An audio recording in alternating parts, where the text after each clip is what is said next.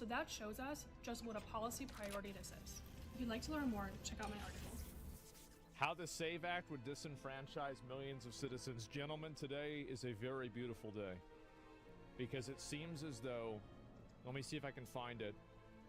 Where did it go? The SAVE Act. Give me a second. I've got to find it. We got a little bit confused here. And this is another great one, but we'll get to that. Yeah, here we go. The SAVE Act officially passes in the House to require proof of citizenship in order to vote. 200, and this is of no surprise, 208 Democrats have voted against using ID.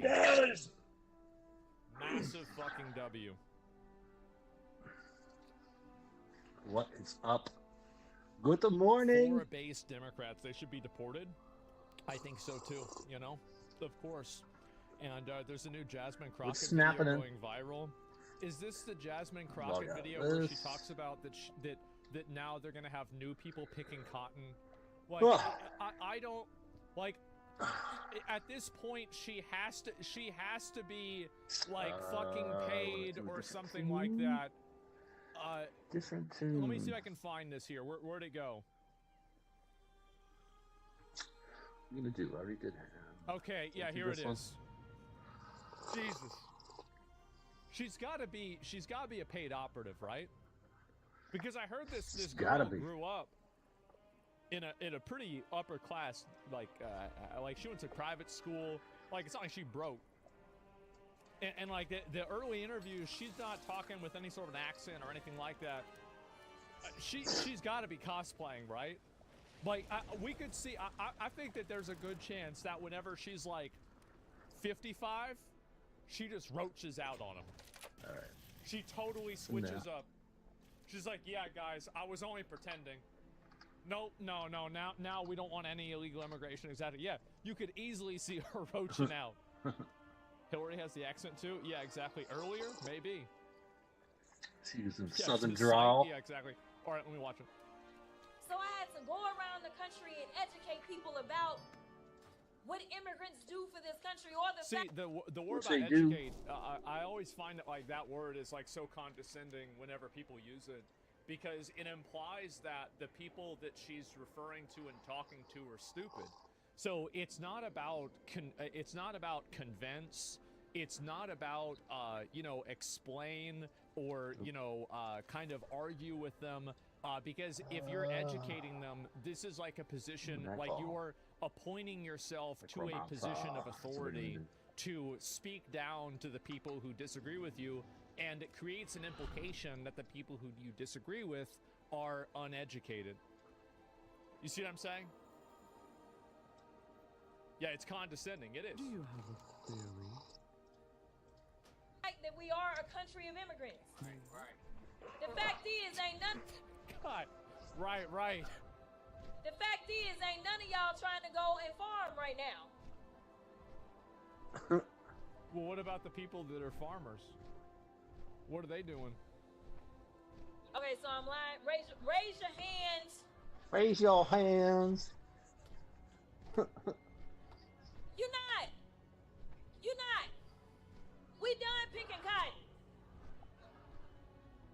We are. You can't pay us enough to find a plantation. I know that's right. So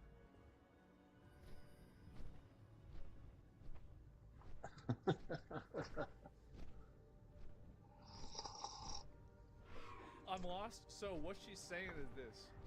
She's saying that black people obviously used to be slaves in the US, and one of the big things they had black people do was pick cotton in plantations, right? And so this is a bad thing. It's generally agreed upon that slavery is mostly an L, right? It's pretty much, actually I would say it's pretty much entirely an L. You know, I don't want to have another one of those 99% situations. I was thinking about like saying like, something is really bad, like saying that slavery is 99% bad, and then going down by 1% every day and seeing how low I can get before I get suspended. You know, like, could I get slavery is only like 64% bad? Like, what's the benchmark that I would have to get to where I would get in trouble? It's only like, you know, 49% bad. Yeah, oh god, Left loves it, please do it. And anyway, so, Nux says it. I know, I've seen the Hassan titles. But, anyway, so, this is pretty much what she's saying. Is that, you know, basically, because we got rid of slavery, nobody, and this is always what happens, is that the people, and I'm going to tell you the truth, the people that have the time and money to show up to political rallies are, by default, at the lowest common denominator, part of the middle class, okay? Like, we're talking about people that have, like, you don't have to deal with your kids, you don't have to go to your job, you don't have any other issues that you need to deal with, you don't need to do maintenance on your house, you don't have anything else to do, you got nothing to fucking do, or retired. Well, of course it's retired too, but that's basically the same thing. Anyway, so, or unemployed, right?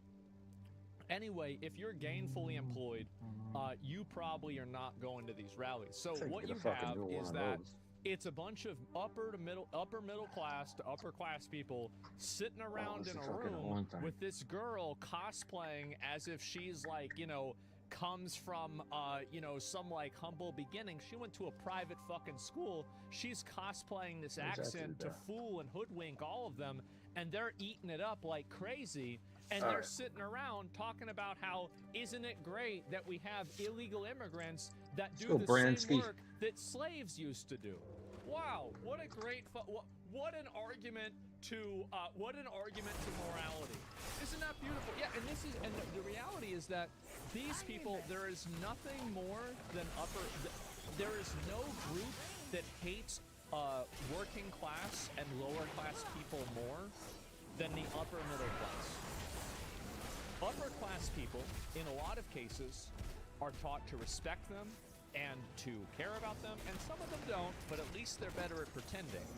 But the people that love to make it known that they're not part of the working class, in a lot of circumstances, are the people that are in the upper middle class, because they know that they're only a couple of bad times away from being back down there themselves.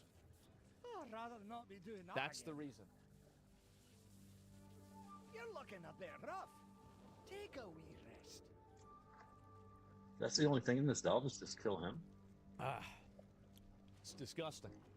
They're eating it up. For some reason, if folks give AOC attention, she isn't ugly. If she looked at Pocahontas, folks would be bunning. Well, I don't know. I mean, yeah, I mean, I think she's relatively attractive, sure. But, like, I don't think it's really that simple. I've worked in banking 15 years. No customers are worse than the ones with 100K to 5 mil in their accounts. Yeah, I mean, I don't know. Like, I mean, I think that a lot of, I mean, everybody that I know that has a lot of money invested, like at least with like these recent things, I mean, everybody that I know that makes like a lot of money, right? That like has a lot of money. Like, I'm not talking about like a streamer that has like $1 million. I'm talking about people with like a net worth of like 10 million and above. Everybody that I personally know. I don't personally know Elon, okay? They never act this way. Not even slightly. It's always the people that are cosplaying as the ones that have a large net worth. XQC? I have never seen XQC be disrespectful or rude to a single person who is in a service role ever in my life. I have never seen him talk down to a person like that ever. Publicly or privately, ever. Bob, really? Absolutely not. It's the same with Train. It's the same with like anybody else. Like even NMP. NMP has had a pop off once or twice over the years, but even nowadays he doesn't do that. You know, we had dinner recently, and you know, he had no problem giving a big tip, being polite. There were no issues, and you know, he's a nice guy. He's a great guy, and yeah, Pokemon. I don't know Pokemon very well. I've never actually spent any time with her privately, so I can't really speak to that. But anyway, so yeah, even Hassan, I don't really like. I'm not sure about Hassan. Like, I mean, I would assume it's probably the same with Hassan, but I just haven't really spent a lot of time like off stream with him. Probably very, very minimally. So yeah. Anyway, so in a lot of cases, like the point is that the people that are the most disrespectful are always the ones that are the upper middle That class. shit, man. Come on, Brad. And I find it to be very disgusting and disgraceful that people like this do it, because it's like, no, I don't think anybody should be picking cotton nowadays. You were Like, gonna, shouldn't the Brad. logic be, let's not have anybody pick cotton, let's advance technology to where they don't have to do this job that's unpleasant and not enjoyable for anyone? I feel like that's the smart thing to do, right? And so, yeah. Machines, yeah, let's have machines do it. Let's invest in technology so we can collectively move past this, rather than hope that there's going to continuously be an underclass of people that we can, you know, be happy for. So this is her again, I guess, today. Realm. So I am telling you that this is a I failed forget what thing, I'm but even we've on got to with do this. better to connect the dots and let people know the reason you can't afford a home is because Hey, of Brad. these failed immigration Bransky. policies. The reason you're not. So the reason that you can't afford a home is because the homes that are, well, I don't understand this. So like, where do the illegal? I mean, because these people live in houses, right? And so like, they have to go somewhere. They have to go to sleep somewhere. But what's the logic with this? Going to be able to afford your food is because of these failed immigration policies.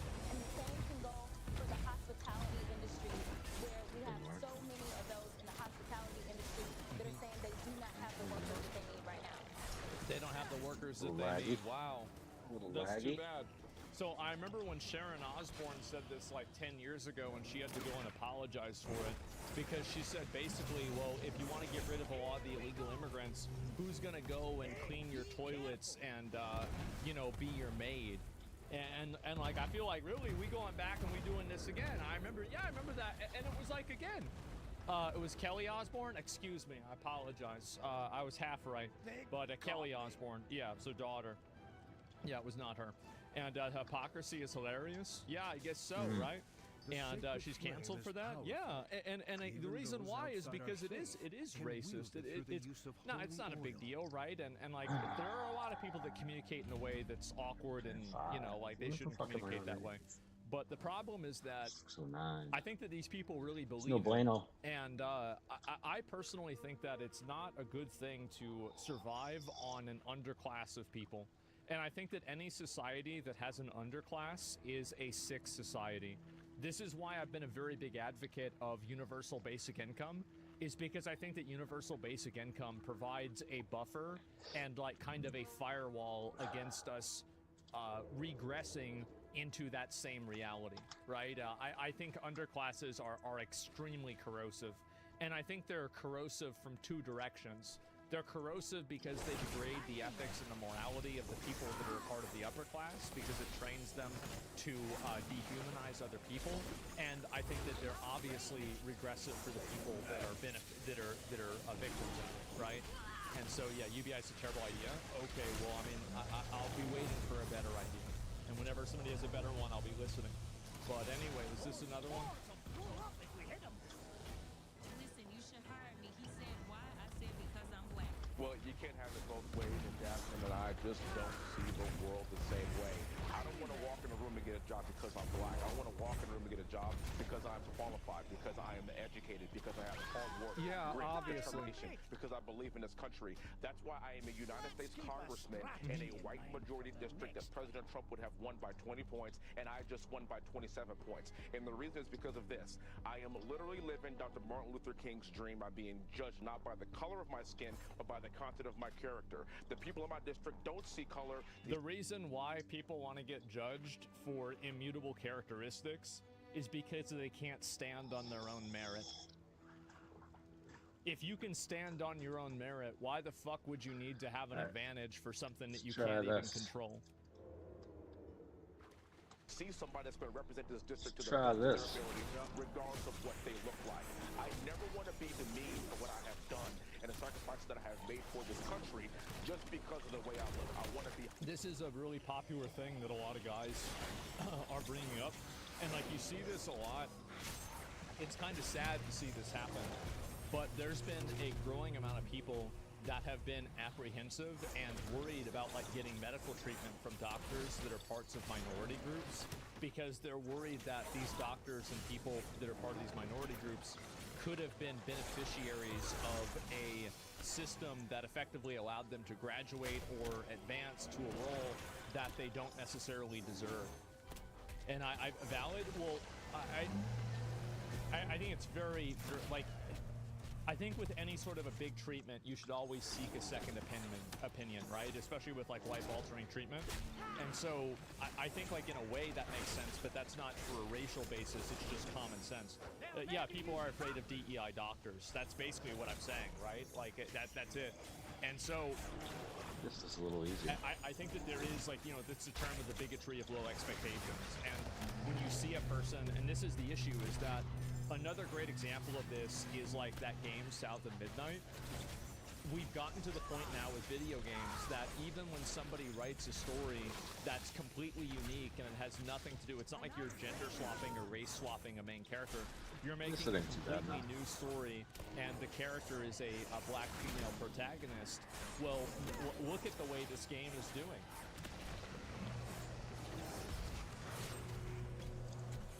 That's really bad. That's really bad for this game.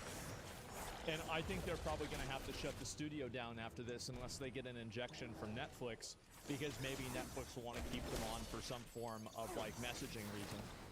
This is really bad, and I think that if this game had released in this same quality, like obviously proportionally, in like 2008, I don't think that it would have seen even a fraction of the negative reception that it's getting now. And I think the reason why is because of these initiatives, and it's because of this messaging. And this is what's happened over the years, again and again and again. No, bro, it's ass. I'm not saying that it's not ass. I don't think it's ass. I just don't think it's like, it's not Baldur's Gate 3, right? Sure.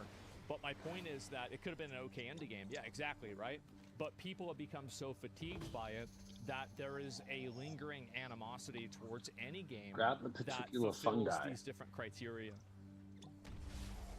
Hired because of my acumen and my ability, and I'll end with this. I see myself as an American. I'm a proud husband. I am a father. I am a veteran. I'm an educated man. I am a follower of Christ. What's crazy about that is elk people named might not Alec. remember this, but after September 11th, there was a degree Really? of like national unity Pink elk. that I think really accelerated people being post-racial. And it was like probably the first time I noticed that like nobody was thinking about like race at all. It was about like, you know, are you an American? Are you not an American? And that's the end of it, right? And so it's disappointing that like we had it. I mean, I feel like everything was great back then. And I'm sure that, by the way, I'm sure there were instances I just didn't know about. And I'm sure there were bad cases of what happened. But like culturally, I feel like the racial tensions were like a fraction of what they are now. A black man, I am very proud of it, but I am all those things before that, because the number one thing for me is being an American, and I love all my fellow Americans regardless of race, religion, color, or creed, and we all should be treated fairly. Nobody wants a job based on the way they look. They want a job based on their ability. The people do want a job based on the way they look. They're the people who can't get a job based on their abilities. They're the ones that are advocating for getting a job based on the way they look. And that's why his mentality and his ideology is the winning ideology. Because the group that rewards winners and doesn't, you know, placate losers is always going to be the group that comes out ahead. Yeah, and there it is. We need more politicians like this. Well, we're going to get them too. You're going to get more and more people like this, because this ideology that he's talking about and bringing up, this ideology is the winning ideology. This is the mindset of people that win. This is the mindset of people that succeed. And, you know, again, if you reward losers, you know what you get? You get losers. That's what happens. It's almost supposed to be people are creating race warfare to cover for class warfare. Yeah, I think that's exactly what's happening too. I've told it multiple times. Basically, indentured servitude, if someone opts to wipe their debt through labor, it's a solution to private debt crisis that we're in. Yeah. It's artificial stirred up racism, lefties playing on the divide and conquer. Yeah, I agree with you on that too. Absolutely, 100%. And the woke right doesn't like that. Yeah, I mean, sure, there's people that are right-wing that are race realists and that are racist. Okay. Like, oh my God. Wow, this is crazy. Right, like, I really, I mean, I don't think this is... I don't think this is that big of a deal. Yeah, there's some people that are racist and bad actors. Absolutely. Let me go back over here. I'll see if there's any more of this to look at. But yeah. I just found out Black Ops 2 predicted that China stopped importing rare earth materials. I did. I saw that too. Yeah, but it ended, the left did have no voters left. I feel like a lot of people are caught up in that. And I actually think that this is a big conspiracy theory. But I think that the left wing would actually have an easier time winning if they focused on economic policy and like American-based workers' initiatives. But the reason why they don't focus on that is because it's just simply not something that their donors and the ruling class of that party are okay with. No, I think that's basically what's happening. Did you see the EU Saudi post yet about women's rights? The EU Saudi post? No, I didn't see that at all. You'd have to go ahead and show it to me. But anyway, let me go back and see if I can find this here. And what is the Save Act?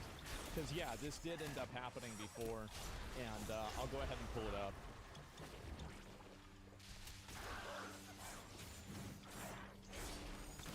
Where is the video about this? I don't know if there really is or This not. guy was fucking way down. Yeah. Using married women as a What happened? and bless my colleagues' hearts on the other side of the aisle, using married women as a gotcha for voting. I've never had to bring my birth certificate to prove that I was a registered voter. I have an ID that has a different name than my birth certificate. And also, since we're using women as bait here, maybe in the next round of debates, they could explain to us exactly what a woman is. What a what is? This, by Who's the a way, who? is like a one-shot to the mentality, because there are a lot of Walmart Americans that are like, "What's a woman? It's obvious yeah, what a woman yeah. is." But because these people contort themselves and they can't explain it succinctly, they immediately look like retarded zealots, basically. Yeah, it's super effective. No, it is super effective for normies. It's probably one of the most effective forms of messaging.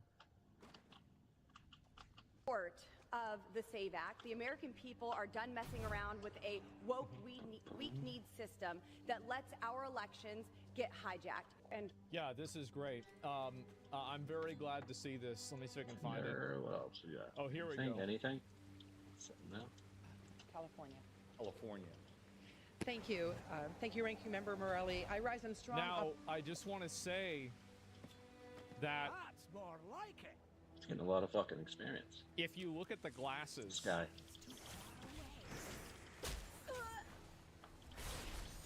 it's crazy.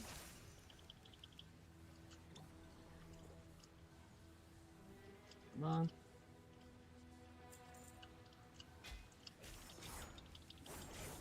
It's crazy how well stereotyping works.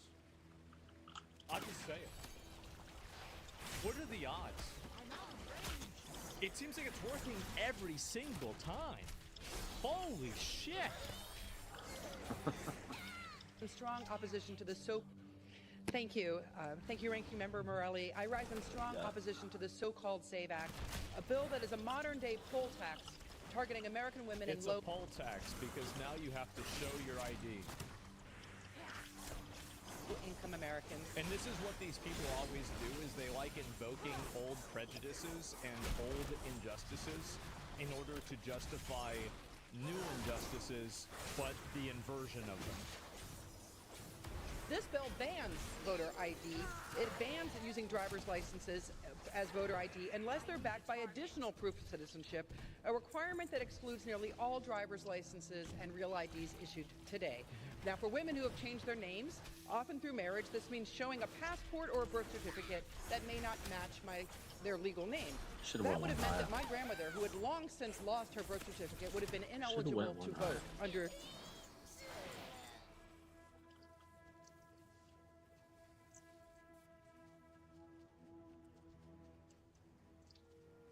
this bill. In California alone, that would include more than... So let me get this straight. This is the party that doesn't want old people to vote because old people are stupid, and now you're using the argument that you want your grandmother to vote whenever you yourself are probably 50 years old? I'm out of range. How about this? Oh, Brent's a lot. 1.7 million should've women. went higher. Now, this would force those women to pay $130 just to get a passport they need to vote. With nearly a third of Californians lacking... If you can't get $140 to figure it out, you probably are very bad with money. And if you're bad with money, I don't Should want you have making went one decisions. higher. If you can't figure out how to get $140 together, I don't want you already got it. deciding the fate of the country. I'm just gonna say it. That might sound harsh. And it's also, by the way, I don't think it's $140, but yeah, that's really what it is. There's plenty of people, by the way, there are crackheads that live under a bridge that can hustle up $140. Easy. Passports. They probably get that in half a day. It wouldn't even take them a whole day to get $140. Like, the thing is that these people, if you put their drive and determination against the weakest crackhead under the worst bridge, they will get outperformed like a fucking, like a Walmart American next to an Olympian. Like, it's not even gonna be close. The crackheads be literally running circles around them. Well, they're trying to keep up on their mobility scooter. This bill would cost them more than $1.25 billion statewide. If you have to pay to vote, that's called a poll tax, plain and simple. If you have to pay to vote, well, don't you have to pay for gas to get over to the place to vote? I mean, like, this is a stupid argument. So basically because you need ID and you need to pay for ID, that means it's a poll tax? What a ridiculous thing to say. It is also unnecessary red tape for people just trying to cast a ballot. This is a bill in search of a problem. We have enough trouble guy's getting getting a lot of American experience citizens to today. vote. And of course she's getting mad. Gentleman Thank you. reserves his time. Yep, obviously. And so anyway, this is what happens. Yep, absolutely. Do you think changing birth certificates easy? It often takes months, will lead to millions of different disenfranchised women. It's completely unnecessary. I think that if you can't figure out how to get your information changed on the internet with the government, I think that you're a retard, and I don't want you to vote. I don't care who it disenfranchises. I think it's just annoying, and honestly, I think it's better that the less people vote, the better. That's it. The shit's easy to change, yeah, and I bet it's a lot easier to change than people make it out to be. And I understand that it might not sound like a nice thing to say, but I think that we are under a really, really big problem, that a lot of our politics and a lot of the positions that people have and discuss are completely based around these weird I knew I should have went higher. worldviews that are I didn't think Brian was going to heal this well. by the dumbest 20% of people. And I think that if you cut out the bottom 20% of the dumbest voting population, you would immediately have way better elections. You would have better candidates, you would have better policies, you would have better debates, everything would be instantaneously better. So yes, I'm sorry. If there is a way that I can figure out to disenfranchise that bottom 20%, I will do it, because I think it's what's best for everybody, including the people that are getting disenfranchised. Because the people, listen, those are the people, obviously, if them making their own decisions was good for them, they wouldn't be in the position to where they couldn't figure out a fucking ID, right? So obviously, they can't even make decisions that are in their own best interest. Why the fuck would you want them to make decisions that are supposed to be in your best interest? And I understand. I understand you're not supposed to say that. But somebody has to. Somebody has to say. You have to be a complete retard? Yep, that's right. That's not how democracy works. Well, it's a good thing we live in a republic. Problem solved. According to Grow, only 1% of Americans. What's crazy, man? Oh. That's kind of class discrimination. Oh, no? why is TikTok coming up on that one? Yeah, I think What the definitely. fuck? For sure. No, I've got no problem with it. Absolutely. It's retard discrimination? That's right. That's our Republic works, yep. And so glad this bullshit's getting fixed. And where's the proof of voter fraud? Is a dumb person voting on things that they don't understand voter fraud? This is so weird. Oh, Kind of. I mean, not really. Is he too loud? Technically, it's not. But you know, I wouldn't be That is far crazy. away from it. It's crazy. And so, yeah, motivation of the bill is Oh my is fucking based on God. voter fraud. Well, I mean, that's fine with me. But anyway, let's see here. I'll look at another one. Can you hear the game? Then we'll move on. This bill could force Georgians to pay more than $700 million just to register to vote. This is going to cost you $700 million to vote. Oh, that's a poll tax, plain and simple, and it's blatant voter suppression. Voter suppression by any other name. Mr. Speaker, the gentleman from New York. Yes, sir. I'd like to yield an additional 30 seconds. The gentleman Oh. is extended. What the fuck is this guy doing? What is that? 30 seconds. Voter suppression by any other name is still voter suppression. This bill violates the 14th, 19th, and 24th Amendments, and it's also every tenet of a free. It violates the 19th Amendment that women are allowed to vote. And inclusive democracy. I urge my colleagues to vote no on this disgrace of a voter suppression bill. Thank you, Mr. Speaker, and I yield back. As I said, I know it's an unpopular opinion, but I think we need more voter suppression. We need a lot more. We have a big problem, and nobody wants to say it. We need way more voter suppression. And yeah, get rid of the idiots. Absolutely. And so tired of hearing about this voter suppression nonsense. Why do they call it gentlemen? I didn't know they had an equivalent. I thought it was ladies. I have no idea. But yeah, that's pretty much it. And it's always identity politics. Well, of course it is. That's the only thing that they have to stand on. But let's go back over. I'll see if there's any more of this stuff here. But it does seem like also a lot of the tariff stuff is still it's still going on too, which is kind of crazy.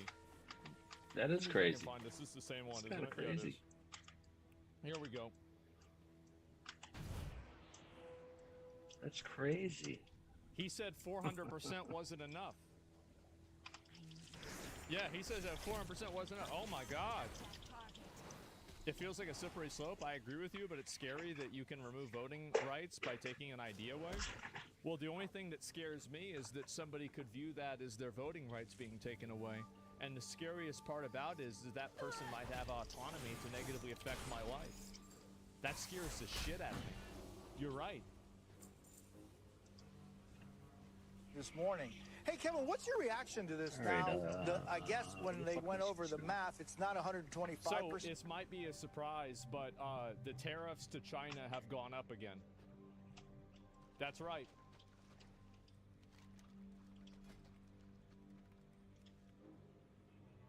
Should get a fucking new override now. Yep. Grab a coffee. Let's see if I can find it again, if there's another one here. And, no, it's not a new one. Ah, fuck. I guess we're gonna have to find it again. But, anyway, now it's up to 145%. That's a lot. It's 145%, the U.S. tariffs on Chinese goods. Wow. I've been an advocate for raising it to 400% in one move to force Xi to the table, because this narrative with China is not just about tariffs. Since China joined the WTO 400% in 2020, or That's crazy. 2000, they have not abided by the rules in any single year. There is no way you can figure out or settle a trade dispute with them, although they said they'd agree to do that. They never did. They have been constantly stealing American IP, including many from my companies. We have not been able to litigate there. There is no resolution available to us. They are using our financial markets. I have to compete with Chinese companies that don't abide by GAAP, listing on NASDAQ and the New York Stock Exchange for GAAP, generally accepted accounting principles. So they're cooking the books, basically. dollars, and I am forced to comply, and they're not. They're allowed to use our legal system to sue me here in the United States. I can't do the same in China.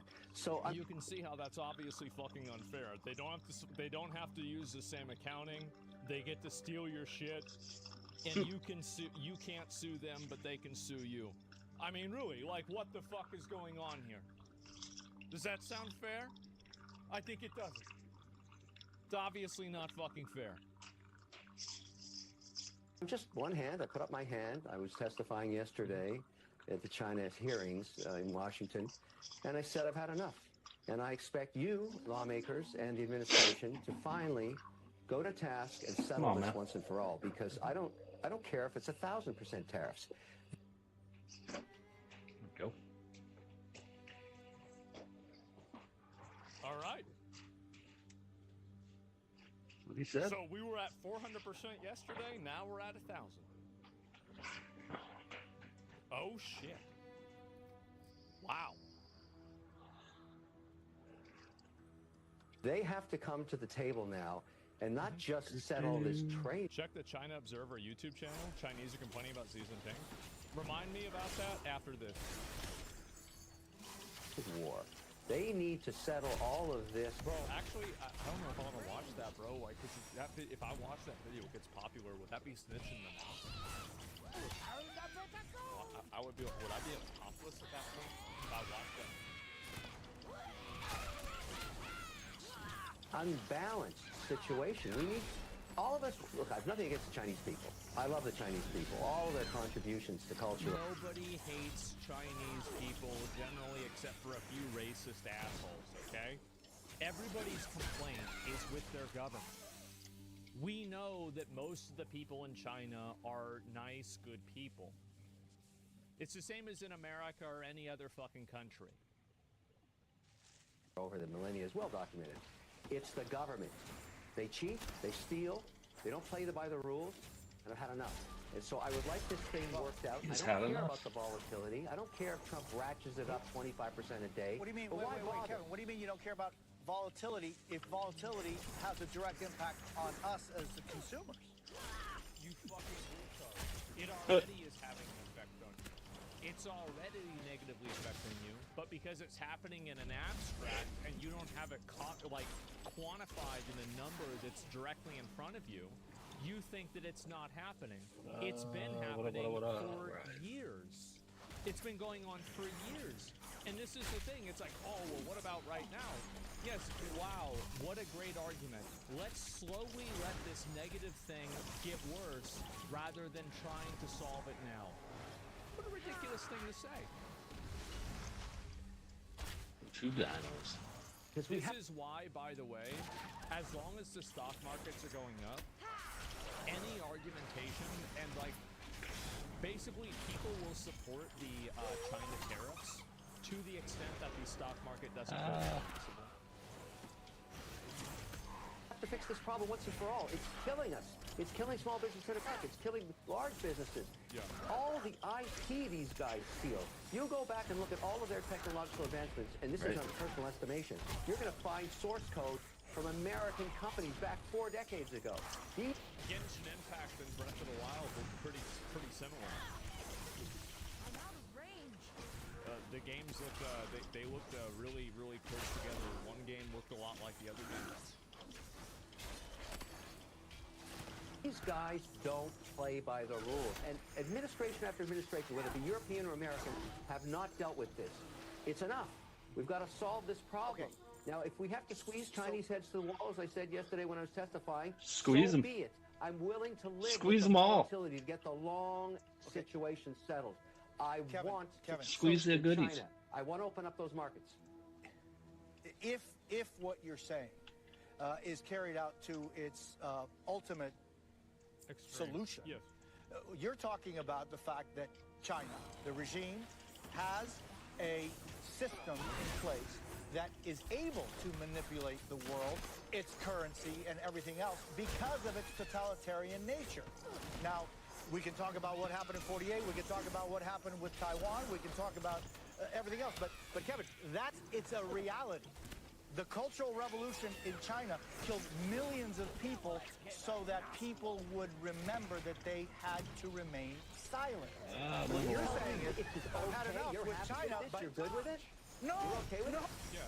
Dude, the way that you break that is you destroy the economy that enables it. Because the only reason why that happens is because the people there are living in relatively good status. That's the reason why people put up with it. Oh, no. On the contrary, but what I'm asking you is, what is the solution to dealing with China, a system that systematically violates human rights? Oh, no. Here's how it works. Is able to use...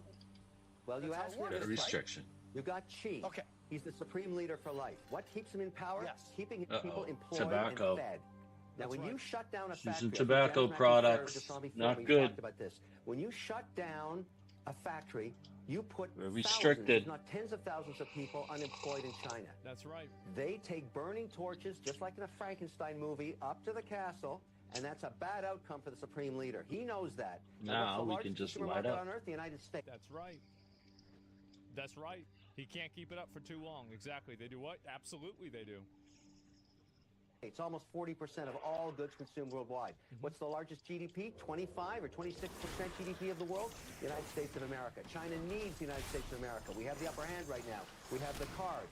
Now's the time to settle this, because we may not be the largest economy forever, but right now we can squeeze Chinese, and I'm talking about the government, not the people, to comply with the laws and get a level playing field between China and the United States of America. If it takes a little volatility, a little indigestion, a little acid reflux, I don't care.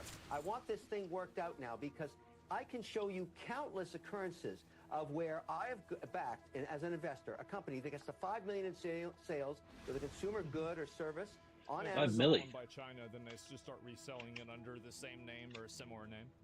On Alibaba, and then as soon as it hits 5 million, it's knocked off. They steal the IP, they manufacture it there, they sell it back into this market. I'm not okay with That's it. it? I'm not okay with that anymore. That's the nature of the... That's right. Yep, there That's it fucking is. strange. And countless examples throughout history. It's happened before. Yeah. Imagine how swift and profound the world flourished if China and the America open to each other. Well, I feel like, again, it would be better for us if they just weren't stealing our shit. I mean, I think that's really where the problem That's fucking is. weird. I mean, I feel like that's obviously what the issue is. So, yeah. We spent billions on hip research and they stole it? Yeah, of course. So, like, if you have people that systematically steal Kevin, your shit, if they keep stealing your shit and then they keep trying to resell it back at a much lower rate, is this really free trade? Is this what's in the best interest of the people that are here? I personally don't fucking think so. And I think that they always like making this argument like, oh, well, what about the little guy? Well, the little guy is the one that's getting their stuff stolen. A $5 million company is actually very small. You might think that it's big because it sounds like $5 million, but whenever you take in operating capital and the amount of money and revenue, and then it's there we like go, 3 or 4. $5 million fucking company time. is not making $5 million a year in profit. That's not the way that it works. So 8%, the espionage, yeah, when it brings nice. competition, it doesn't really. There's no competition when it's asymmetrical. Nice. So basically, whenever you have to compete with ankle weights, and then That's a the other shitty person doesn't, the other person is going to like. That's not a competition. Like there's no competition at all. What the fuck do you think Walmart and Target do to the little guy? Well, they have to follow the United States law with copyright. What do you mean? So Walmart and Target, what they do to the little guy is they come into a space and they beat these smaller companies and these smaller, like let's say more grocery experience stores for him. or like like small That's a stores. plus. They What's this? beat them by simply having a product at a lower price. That's a totally different dynamic than taking the products that they're making and then making cheap versions of them, violating the Why do we limits of keep on getting copyright, kicked off and this then thing, selling them as if they're the original product. That's a totally different thing. Like, yeah, they beat them on volume, exactly. And so, yeah, that's capitalism versus theft. I know, it's crazy that people have been saying this. Patent, not copyright. Good point, you're right about that. It's patent, but not copyright. At least in most cases. The company I work for did a cooperation with a Chinese company during the Olympics. Fast forward to today, and they're our biggest competition, selling copies for less money. How convenient for them. And so, yeah, I can easily see that. Let me see if the China Observer... Reset this. I'll see if I can pull this up.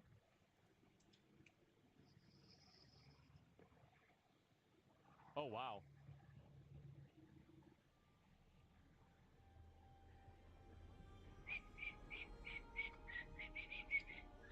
Holy shit.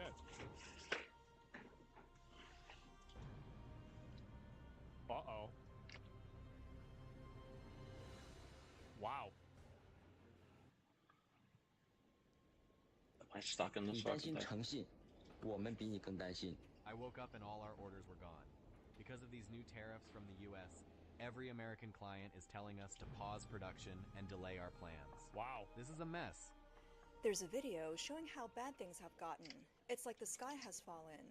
Orders were canceled because of the US tariffs. Warehouses are packed with unsold products, and the factory floor is basically just being cleaned now, with no real work happening. Ever since Trump raised tariffs, businesses in mainland China have been feeling the chill. Even though CCP General Secretary Xi Jinping talks tough about retaliating against Trump's tariffs, the truth is the Chinese government doesn't care about how much regular people are losing. And That's exactly true. And I think that once the people there realize that, hey, let me log into one of this. They're gonna be really fucking upset. That's very dangerous for them. And this admin does. They do, but our quality of life will not be as negatively impacted as theirs. So, like, basically, this is the way it is that you can take advantage of people and you can make their lives worse slowly, but if there's, like, a big decrease, like, for example, COVID, then people lose their minds. Back will only bring even harsher responses. America, as the buyer, is the go. one setting the rules. Yeah, if the seller tries to challenge them, they'll lose badly, ending up with nothing. You get nothing, and you'll like it. There he is. President Trump officially signed an executive order to raise tariffs on Chinese goods to 104%. Guys, remember back whenever it was only 104%? Those were the days. They will be going into effect at 12:01 a.m. Those were the days. Tomorrow. Yes. That 104% rate is now in effect. China cracked down on influencers who were flaunting wealth during economic downturns because they feared regular people getting upset about the wealth inequality in China. Yeah, I think that any sort of a totalitarian state and any sort of an oppressive government is generally a house of cards. And if enough wind blows, the whole thing falls down. And like that's how you have, and a lot of these governments, I've seen this happen a lot, is that it seems like nothing is happening, and then it's seemingly overnight everything changes. And I think that's what could theoretically happen. I already got Okay, 3. I was talking about that somebody has no idea about. If you want to, if you want to argue, that's totally fine. But saying that like I'm wrong, I don't know what I'm talking about, everything's fake. You ban our crap all the time. What are you saying? Biggest companies operate in China. Well, they operate in China because they have to, and they also operate in China at a weakness. They're not stealing anything. So if they're not, so let me ask you something. If they're not stealing anything, then why do you have all these American business owners saying that they're stealing things? Do you think that they're all just collectively lying? And how do you explain why there are video games made in China that seemingly copy video games made in other countries? How do you reconcile that? Like Apple getting their iPhone stolen? Well, yeah, Apple does have to give away any sort of like trade secrets or anything like that in order to do business in China. That's one of the criteria. And on top of that, they have to be partnered with a company that's in China, and every company that's in China needs to have connections to the government.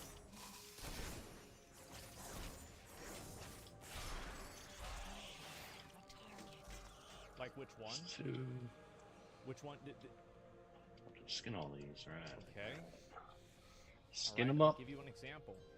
Blizzard went over to China, and they had to have a partner, and that partner was NetEase. The partnership with NetEase went away, and Blizzard can no longer offer their services in China. May Beladar stay in the light. There's an example. Walk in the light. Is that enough, or now do you want another one? So WoW was stolen? Yeah. Initializing repeat servos. Absolutely.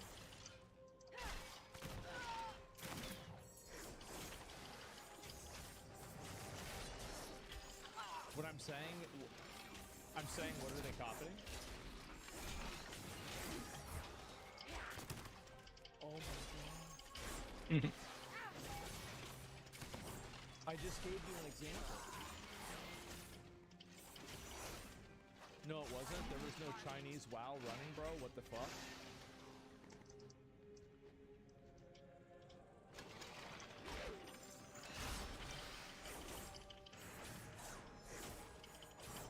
Oh my god. Are you serious, bro? Are you being serious right now? There's no WoW Chinese being done. There are tons of games in China that have shamelessly and obviously ripped off World of Warcraft. They actively use Warcraft models. They use the NPCs that are shifted maybe 5%, and sometimes not even that. They're being sold, and it's not called World of Warcraft. It's called World of War or some other variant of that. Terraceland is another good example of this. There are tons of games that come out in China that are made to mirror other games in other markets that they then try to do at a much lower rate. And this is not something that's just with video games. Like, I don't know. I think that really you should go and look this up and decide it for yourself. Those copy, you have to have an exact private server of WoW. A shameless copy, sure. They're not, okay, so it's a shameless copy, right? Okay, so now we've arrived at the same conclusion. Yes, okay, well, they do copy it. All right, well, there we go. Multiple high-profile cases. And so this is another good example. I don't know really a lot about this. 2018 indictment of state-owned company Fujian Huawei for stealing trade secrets from the U.S. semiconductor firm. Similarly, Huawei has faced allegations of IP theft from American companies like T-Mobile and Cisco. Yeah, I mean, how many examples do you need? Marvel Rivals is a good example. I don't think Marvel Rivals is a good example personally, but yeah. Yeah. There's no copying. They're not copying. They're shameless copies. Yeah, exactly. They didn't steal it. They just copied it. Yeah. Has vowed to fight to the end in this trade war, but the real tariff rate is even higher because this 104% is on top of the 20% already in place from Trump's first term. That means the average tariff on Chinese goods is now close to 125%. One man in China posted a video calling on the Chinese people and the government to stay clear-headed. With tariffs going up like this, he advised they shouldn't go head-to-head. This is another thing is that I think a lot of people in China, like, this is, again, this is something like I have observed, but I'm not really an expert in. I've never been to China. A lot of the people in China, I feel like, and the way that I've observed, especially over the last 20 years, have been tremendously enjoying the benefits of like some degree of capitalism. Like, the quality of life has gone up massively. The amount of technology in that country has gone up incredibly. And so these people have tasted what it's like to live the good life. 10, 1, 12, 2 more. I think if China tries to take that away from them, they're gonna lose their fucking minds. I would be fucking furious. Someone's gonna be pissed. With the U.S., otherwise they'd be gambling with people's livelihoods. These past couple days, I've had enough. Stop talking about fighting the U.S. over tariffs like it's some action movie. Yep. Acting tough is a dead end. Making money is what actually matters. The U.S. has... See? There's gonna be more and more people that think that. Yep. 350 million people and takes up a third of global consumer orders. Think about that. So we're at, like, the U.S. is a third of all global consumer orders? Holy fuck. That's a lot. That's an ass load.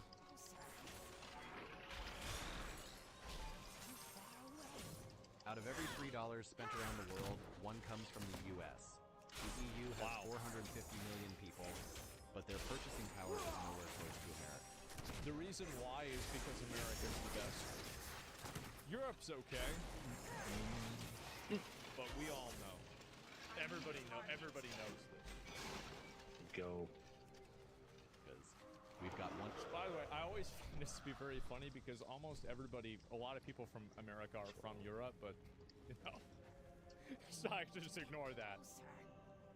1.4 billion people in China working ourselves to the bone, but our spending power is only about 1/5 of This is America. another component too that I think is also like, and this is again like I don't know this firsthand. I'm just looking at this secondhand.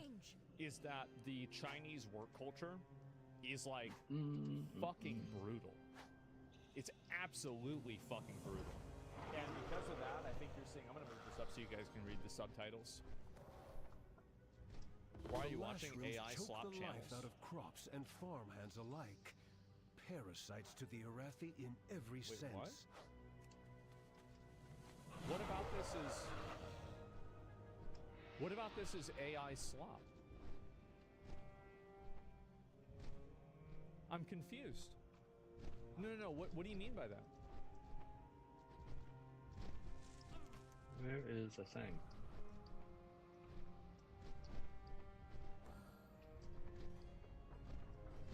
It's one. What's the fucking other one? I'm just trying to get an understanding of this.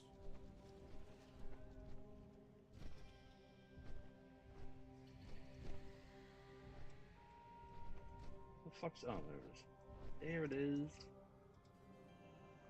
There it goes.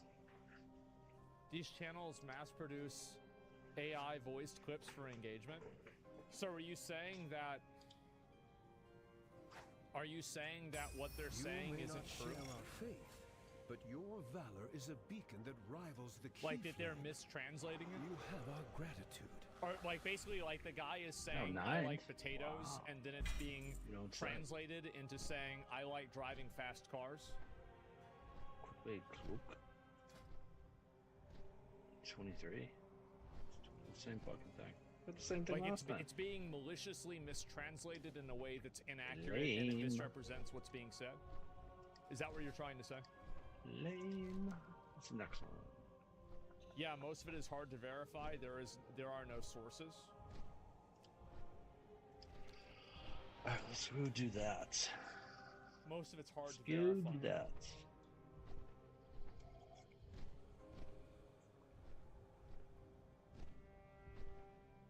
How would you want it to be verified? Because like I mean this is a really big channel and it's been going on for a long time. I think that if they were actively misrepresenting and misquoting people, especially whenever it takes, because it's showing the clips of these people speaking, and then this person is speaking in Chinese or Mandarin or Cantonese actually, and then it's then translated over. If they were misquoting it over and over, then I feel like we'd know about that. So no, we're not like this seems like bullshit to me. Check the video comments for Chinese and Google Translate for relevance. Yeah, I'm sure people would be calling this out massively, especially considering China is a very, very patriotic society. If these people were misquoting Chinese, you wouldn't have a dislike like this ratio like this. It's just not, it's not possible. Because the numbers don't lie. Cursing the U.S. for being a bully doesn't put food on the table. The Yeah. U.S. dollar is still the passport to the global market. That's right. Everyone's shouting about how we don't need the American market. Wake up. The American market is valuable. Numbers speak louder than slogans. Instead of shouting about resistance, we should be thinking about how to make money within the existing rules. When your wallet is full of US dollars, then you can talk about upgrading industries or ditching the dollar. Until then, it's all just talk. Lower your head, make money, it's not shameful. Betting ordinary people's lives on pride, that's the real stupidity. A business I owner. think there's a lot of people that are going to feel that way. And I think that the longer the tariffs keep up, the more people are going to feel that way. I think also the internet gives... I feel like the internet is a massive ability. Like, obviously... My understanding is like China, like it's against the law to use a VPN, but it's against the law to use VPN in the same way that it's like against the law to smoke weed here, where it's like it's against the law, but everybody does it anyway. A lot of these people are on the internet. They're on Western internet. They're seeing what everybody else is seeing. In Tangshan, Hebei, tried to fight back using what you'd call mental victory tactics. He put up a big sign on the screen in his shop. It said, starting today, we will charge American customers an extra 104% service fee. If you don't understand, please contact the US Embassy. A netizen hit him with the perfect response. Dude, do you even have any American customers? And the boss said, nope. So they're just trying to put on. They trying to put on, and I get it, right? You trying to put on, you're not trying to look like a bitch? Absolutely. I totally understand. So how is that retaliation? On the evening of April 8th, US time, after announcing a 104% tariff on Chinese imports, Trump attended the National Republican Congressional Committee's President's Dinner and accused the Chinese Communist Party of manipulating currency to offset the impact of tariffs. As I've said this, they've been talking about this forever. US-China trade war intensifies, Beijing let the yuan fall to a historic low of 7.4 against the dollar on April 8th, something it hadn't done in 19 months. This was the lowest. Again, I want to remind you guys that constantly sitting in my chat and just saying you're wrong, you're wrong, you're wrong. If you want to add something to the conversation, do it. But that's not adding anything. You're just wasting space. Since September 2023. For a long time, investors considered 7.2 to be a soft bottom line that China would not let the currency fall below. According to the Financial Times, China's central bank set the exchange rate right at 7.2 the following Tuesday, basically signaling that they're willing to let the yuan drop further in order to cushion the blow from US tariffs. Wen Wucheng posted on Facebook that Trump has made his position very clear. If the Chinese government doesn't back down, he won't just refuse to negotiate, he'll double down. This isn't a negotiation. No, he's gonna do that again. He's gonna keep doing it over and over and over. Like, the thing is, and also, I think a lot of people in the U.S. support him for doing this. Now, I think that Trump needs to do, this is something that I think Trump needs to do a better job at. Trump needs to do a better job at communicating what he feels are the unfair trade practices of China in a way that is concise and easy to understand. Because, like, it's a messaging problem. And, like, this is the same type of messaging problem the government had with COVID. But, like, it's different, but it's the same, right? Where it's like, yeah, COVID is, like, this big issue and we want people to do this stuff. But if you're not able to, like, explain it in a way that the public understands and can respect, then you're going to get a lot of resentment and distrust. Anymore. It's an ultimatum. In reality, it's more like a declaration of economic war. Wen said that if China backs down now, it could trigger a wave of nationalism at home and seriously challenge Xi Jinping's legitimacy. So of course. Yeah, everybody thinks, like, again, these big totalitarian governments are houses of cards. And I think that people usually don't even realize it until after it's over. The Chinese government is probably trying to figure out how much of a hit they can take from these 100% tariffs, and whether they can use domestic consumption or third-party markets to make up for the export losses. As long as things hold up inside China, they might just keep pushing through. On April 4th, Trump announced reciprocal tariffs on countries around the world. While roughly 70 countries rushed to negotiate and avoid damage to their own people, the Chinese... Here's the reason why. And this is going to be, again, this is the main reason why Trump can double down on China, is because everybody else roached out. It's like, if you have to deal with, like, over 70 other countries and China, it's a lot harder. Like, you think about, like, militarily. You know, like Hitler and Napoleon. Two people lost wars by trying to fight on multiple fronts. If you go through history, how many empires, how many wars, how many groups of people end up losing wars because they're fighting on multiple fronts? Chinese government chose to retaliate with a 34% tariff on U.S. goods. But Trump didn't do that? No, he didn't. He did not. Because the other countries are coming to the table and they want to negotiate a deal. Which means that the tariffs on them at least won't happen for another 3 months. So he has a 3-month runway to be as aggressive as possible with the tariffs towards China to hopefully push them to come to the table. And that's assuming that the trade deals and everything with those other 70 countries don't turn out in a good way.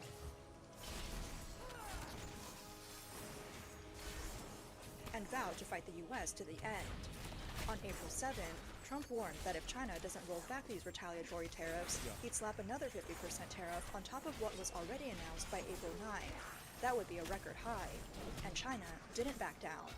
On April 7th, the Chinese state media People's Daily published an article titled "The Sky Won't Fall," saying that U.S. tariffs won't crush China's economy, and that China has the confidence and ability to handle external shocks. The article kept repeating, "The sky won't fall."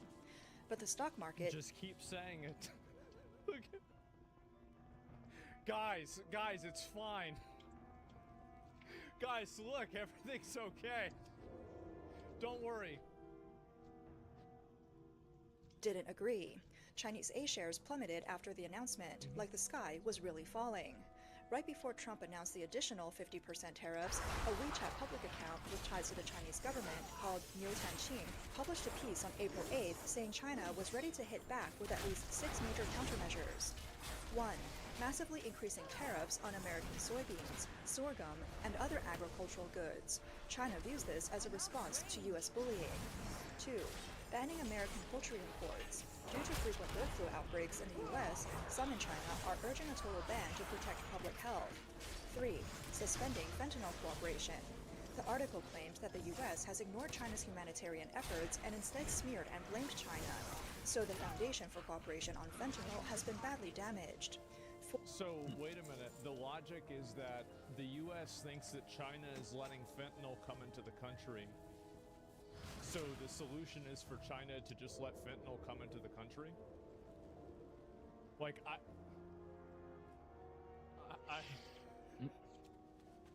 don't know, guys. Nice fight! 4. Countermeasures in service trade. This includes restricting American companies from participating in government procurement and legal consulting in China. Since the U.S. has a big surplus in service exports to China, this would directly hurt U.S. interests. 5. Banning American movies. Sources say China is considering...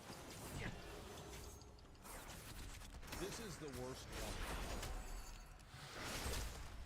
There's a lot of people in China that like watching American movies. So you're gonna punish everybody in the country. They're not able to watch the Avengers because of some bullshit trade war. They're gonna be pissed. Look at what happened whenever we tried to ban TikTok. How many kids lost their fucking mind? Yeah, now they won't be able to watch the new Snow White. Reducing or outright banning U.S. film imports in response to the rising tariff threats. 6. Investigating intellectual property profits made by U.S. companies in China. Chinese authorities might launch investigations into the large profits American firms make off their IP in China. But the man we met earlier had something else to say. Uh-oh. You try selling to Southeast Asia and you're getting paid in Indonesian rupiah. You sell in South America, you're getting pesos. In a blink, currency exchange rates eat up your profits. But when you sell to the US, you're getting US dollars, money you can spend anywhere in the world. That's right. Look at the Russia-Ukraine war. No matter how bad that got, the US dollar still sits on top as the king of global currencies. That's just the reality. If you walk away from the dollar system, you're basically giving up your ticket to participate in global trade. Yeah, is this guy in prison? Yeah, I feel bad watching this video, bro. This guy's good. Yeah, we're roaching him out. People talk about shifting to Africa or Latin America, but come on. Our brothers in Africa don't... That's the thing, is that they can't ship to these other... The reason why is, like, America is, like, comparatively small in terms of population, but you can't just go ship. Our brothers in Africa don't even have steady electricity. How are they supposed to buy your appliances? Inquiring minds just got to... They don't have the fucking money. They can't buy it in the first place.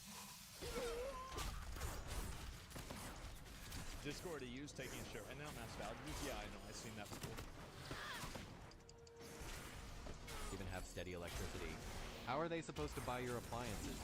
Only the US has 300 million middle-class consumers ready to pay cash. No games, no credit delays. Even with the sanctions these past couple of years, it's still the cleanest, most straightforward market in the world. Compared to all the places where you have to bribe or beg just to do business, the US is like a commercial paradise.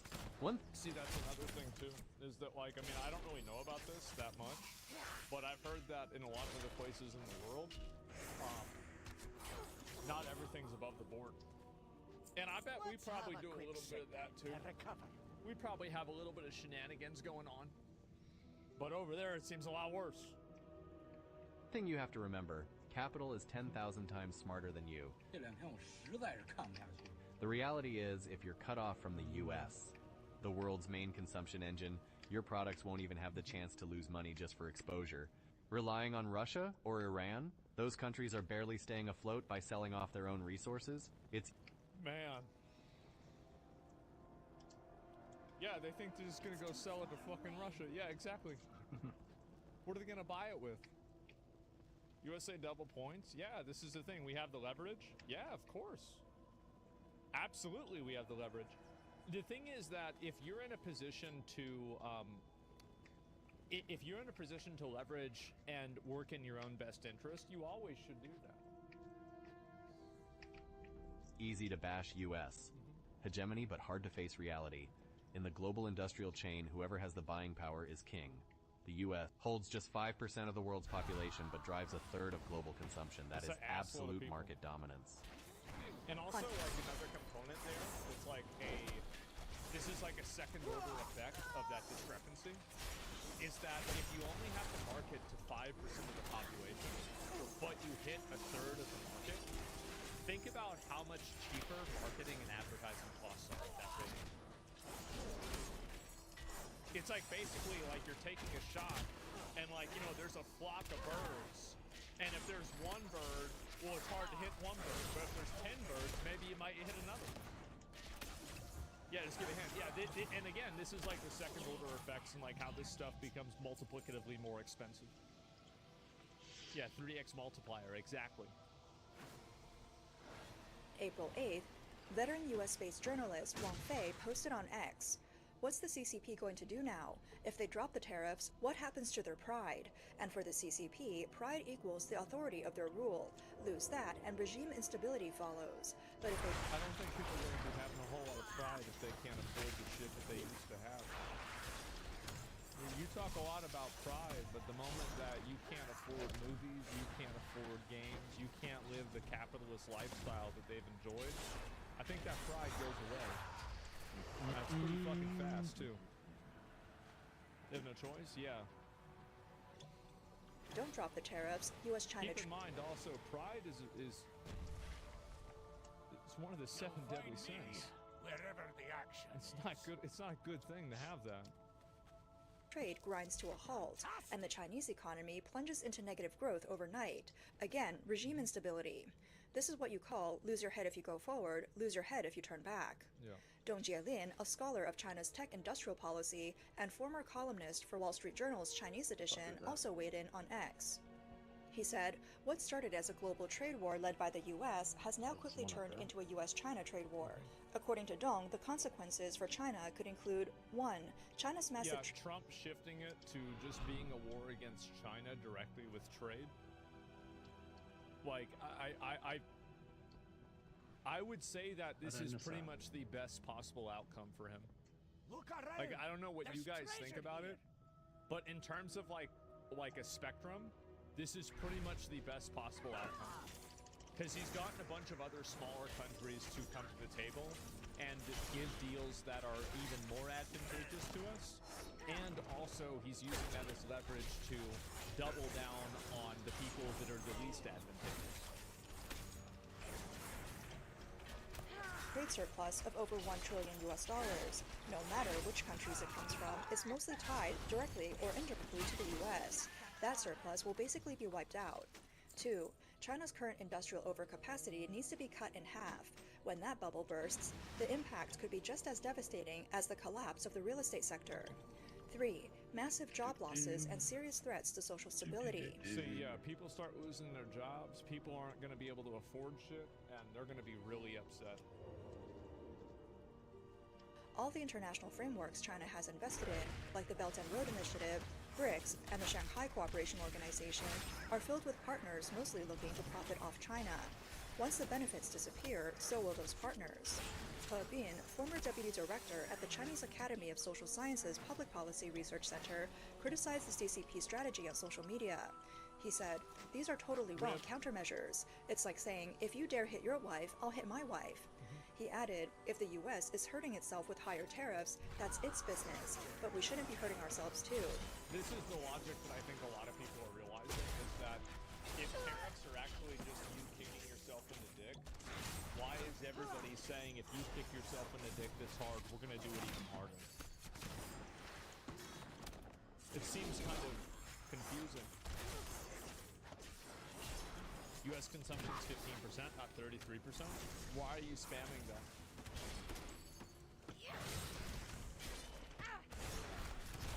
You've spammed too many times, you're permanent. Yep. Perfect. Again, like, we have a very, very easy policy here. I feel like it's very, very, very easy to have these conversations and not have issues. But there's some people that don't get it. And if you don't get it, you just get permanent. Don't give a fuck. Financial scholar Fu Peng put it another way. Trump's reciprocal tariffs are like a buyer gathering supplies for negotiations. If a supplier flips the table and walks out, they're just giving up the opportunity to bid, and they'll be kicked out of the supply chain. But Fu's comments appear to have been deleted. Even the European... Somebody gotta check up on our boy. Man. Union is stepping in with a warning. EU Commission President Ursula von der Leyen told Beijing on April 8th that the dispute must be resolved through negotiation and warned against any further escalation. In her call with Chinese Premier Li Qiang, they discussed setting up a mechanism to monitor potential trade diversion and ensuring appropriate responses. The EU is particularly concerned that China might start dumping cheap goods originally meant for the US into the European market instead. Li Qiang defended China's retaliatory measures and called the U.S. And that's going to cause problems with them in Europe. And that's going to create like a whole separate issue. They're going to be selling it for way less money. They're going to lose tons of money, profit. Yeah, that's going to fuck up EU. That's going to turn, and again, think about again the second order effect of that. Then that's going to make Europe upset at China. Big brain on brain. Now China is antagonizing and fighting a war on two fronts. Where it's not just against America, now it's also against Europe. You see how this happens? Tariffs a form of economic bullying. So, are U.S. tariffs a form of bullying? Yep. Yep. Absolutely. Now, I would say also, I mean, again, I think that they've had like unfair trade practices in a lot of cases.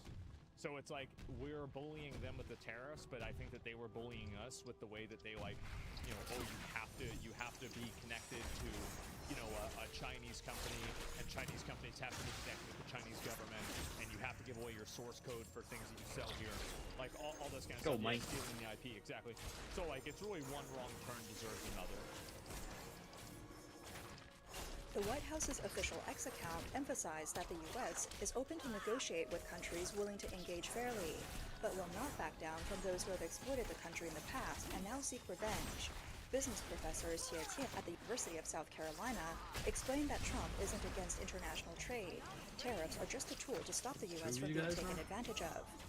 He said many countries understand that they've benefited disproportionately from trading with America, so now the smart move is to negotiate and lower tariffs. That way, they might profit less, but they'll still keep access to the U.S. market. This trade war, Xie said, is aimed squarely at the Chinese Communist Party to wipe out its massive annual trade surplus with the U.S. Currently, China runs a global trade surplus of about $1 trillion, while the U.S. carries a global trade surplus up to $1.2 trillion. That's a lot. And do keep in mind, an eye for an eye leaves the world blind. That's true, but at the same time, whenever you're negotiating with people that are aggressive, Sometimes it's important to make sure that they know if you take out my one eye, I'm willing to take out everybody else's too. And I think that that type of destructive negotiating, it might sound dangerous, but it's really fucking effective. Because people are like, some people can't afford to lose them. Bulk of that global trade surplus ends up in China, directly or indirectly. Commentator Gu Chung argued that Trump's tariffs aren't just about fixing the trade imbalance, they're about restoring America's industrial dominance, which the U.S. held in the World War II era, but gradually lost due to decades of appeasement policies toward China. He said that dominance was hollowed out by the CCP through unfair competition and industrial espionage. But, Gu added, This is the same shit, right? About how they stealing people's stuff and resell it. Exactly. Even though China has grown into a manufacturing powerhouse through these unfair methods, the CCP's authoritarian system and state-led economic model are fundamentally unsustainable. Now, with U.S. tariffs pressing down, the regime is caught in a prisoner's dilemma. Trump's tariff war is more than just a trade dispute. It's an economic hot war that can shape the future of both countries.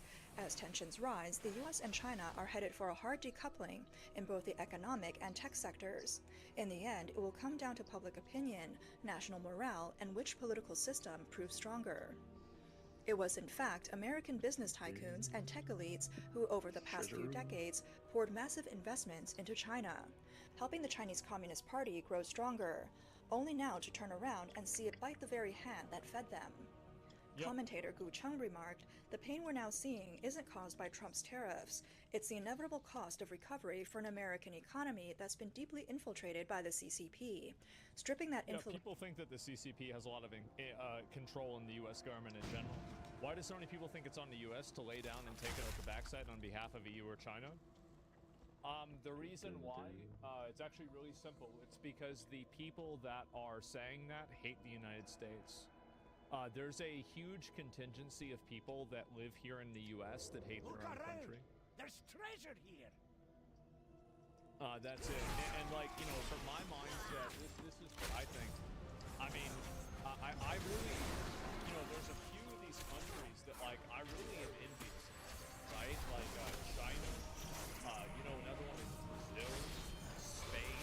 Like, these people love their fucking country. Like, El Salvador now. Like, they love their fucking country. They're so fucking supportive, right? And I wish we had that. I do. But again, if you want to tell if a protest is in America or not, if there's a bunch of different random flags, it's probably in America. If it's in another country, then it's probably a bunch of flags from that country. You're wrong about Spain?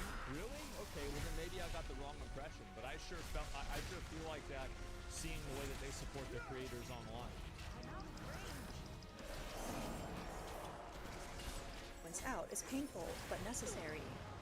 China's nearly $1 trillion trade surplus in 2024 is almost entirely linked to the U.S., either directly or indirectly. Now, Trump's tariff hammer has blocked that channel. For an economy so reliant on exports, this spells economic collapse for the CCP. Gu asked, with the economy in this shape, taking on Trump's tariff head-on, where exactly is Xi Jinping getting his courage from? Maybe it's the spirit of the Korean War revival, another battle of Chosin Reservoir in the making, but this time fought on the economic front in the 21st century. And the cannon fodder? Millions of struggling Chinese, small business, and the unemployed, soon to become the frozen corpses of Xi's new era trade war. Yeah, this probably last. As I said, I mean, these people are used to having smartphones. Like we just saw, you know, speed in China. I mean, China is looking amazing. They've got incredible places there. Do you think these people want to go back to how it was? Fuck no, they don't want to go back to how it was. Absolutely fucking not. So, how is the CCP actually trying to communicate with the U.S.? According to a Wall Street Journal article by Ling Wei, early in Trump's second term, Beijing made multiple attempts to establish communication channels with Washington, but they got nowhere. Now, with Trump announcing a 34% tariff on Chinese goods, Beijing is reportedly 34? I don't know about that. In shock. Yeah. The door to dialogue has slammed shut, replaced by anger and helplessness. The article notes that Xi Jinping's team, which had once swaggered in talks with the Biden administration, has lost all its confidence.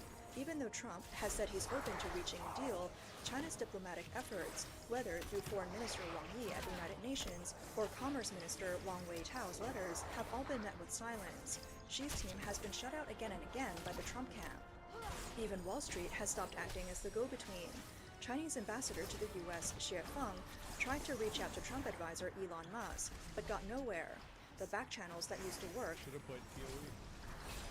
have almost entirely dried up. Wei reports that one reason for this breakdown was a preliminary...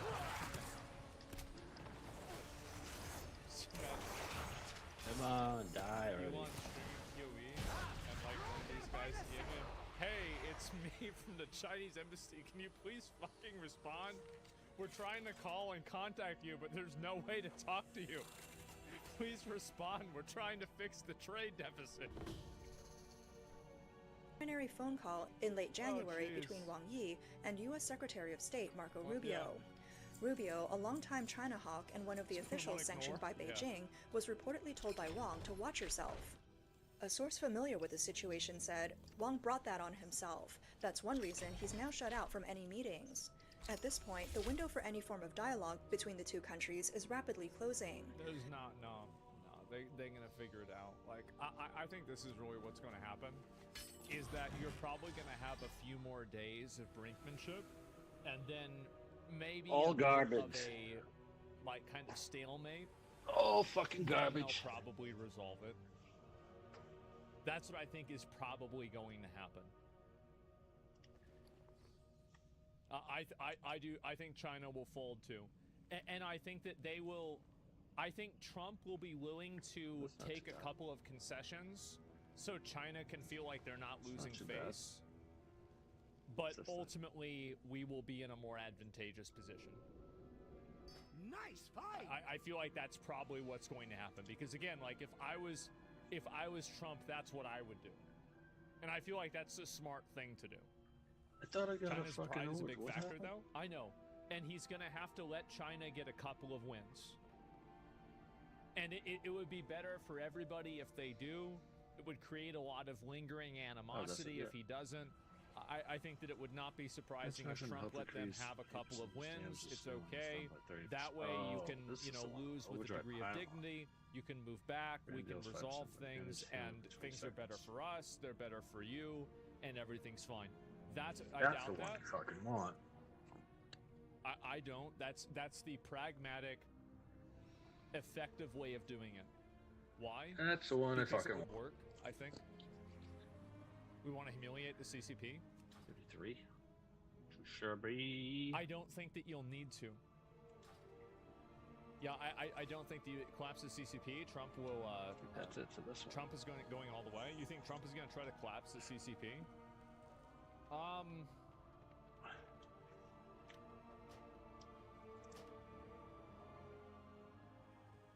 I don't think he's going to try to do that.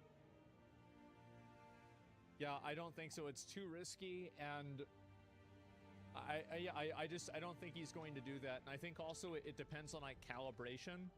Like if Trump can calibrate the current government to work in his best interest, then why would he want to change the current government? You see what I'm saying? Like it's not really, and also again, like if he was a first-term president, and it looked like he was going to for sure already win his second term, then I think maybe that would happen. But Trump knows that he's on a timeline, and obviously, after 4 years, realistically, he's probably going to be out of office. And so that probably, that would be another Cold War. And I don't think that he's going to collapse the CCP overnight. This is something that would probably take 10 years, if not longer. The sacred flame tempers not. Trump can't collapse the CCP. I think the U.S. could. I think the U.S. could if we treated them the same way that we did with Russia, and if we were able to consolidate trading partners with Europe. Yeah, absolutely, they could negatively affect China. Absolutely. Like Iran? Well, maybe. Yeah, we'll see what happens. You're coolest, bro? Okay. I mean, I just want to say that, by the way, people say that I'm wrong about this. Everything I've said about this so far, I've been right about. So we'll see. We'll see. I don't like trying to prove it to people. I'm just gonna say wait and see. Let's just wait and see. And then I get to get another one of the clips where, you know. As for how this tariff war ends, we'll have to wait and see. But judging from how the CCP now appears like a headless chicken, flailing and unable to respond to Trump's aggressive tactics, and how Trump has warned that he'll terminate all discussions that take place, and Trump's warnings, the writing seems to be on the wall. The CCP is headed toward total defeat. Yeah, I think that, again, there are people who are going to be fucking furious about this. And so, yeah, I didn't realize this is the way that that people over there felt. I mean, obviously, you know, this is going to be like one viewpoint, but yeah, seems a bit much. Well, I don't know. Surely total defeat? I mean, I don't think that you need to have like a complete binary win. It's a propaganda channel. I mean, we'll have to see what happens, right? Yeah, I don't know. And China Observer, news and analysis, and China often with a critical perspective towards CCP. I think that really, I mean, if you're taking a critical perspective against a totalitarian government, that doesn't mean that you're biased. That means that you're not biased. Like, that's what I think. I mean, I find it to be kind of ironic that, like, it's people like, oh, well, this is, wow, they're being critical towards the CCP. They're biased. Yeah, there it is. That's just cool to see. AI is being used to automate stream stuff. What is this here? See if I can find it. And what even is this? AI used for stream. Okay. And the timer is going to be 2 hours and 20 minutes. What the fuck?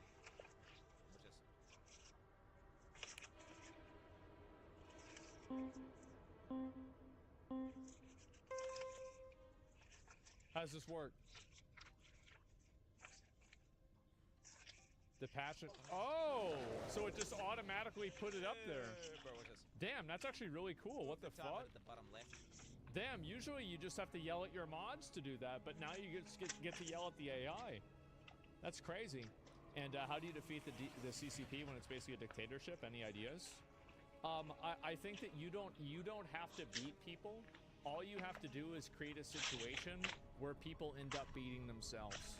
If you create an economic situation that's bad enough for the people that are there, you're going to create unrest and turmoil that will destabilize them, and you won't have to do anything. That's what would happen, obviously. Like, again, like, I think that's what makes sense, right? I mean, like, obviously that's what's going to happen. Let me go back over and I'll look at a few more of these here too, because yeah, it's been pretty crazy with like all this that's happened. And sure, what about North Korea?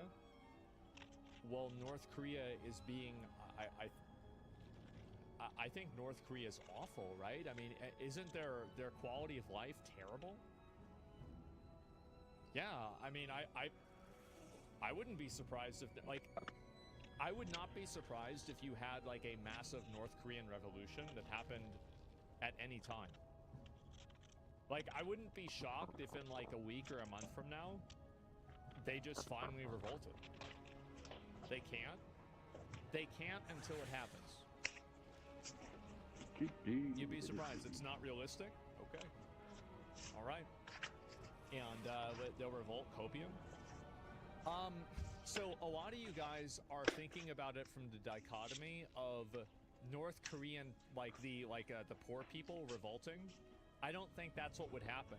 I think it would be people in the military that would revolt against the other people in the military and the current leadership. That would be, like, usually revolutions are not led from the poor people against the rich people. Usually it's led from a group of rich people against another group of rich people. No more viewers. That's almost always what happens. You have been banned. You have to flee South Korea? Yeah, exactly. And so that would be hard. You smoking tobacco products. I don't really think so. That's where those revolts get the children taken away and taken out for that. It would have to be military heads. The poor have no influence or power at all. Yeah, I know. China would come and stop it. It depends on what happens, right? Kind of already happened with the amount of military defections.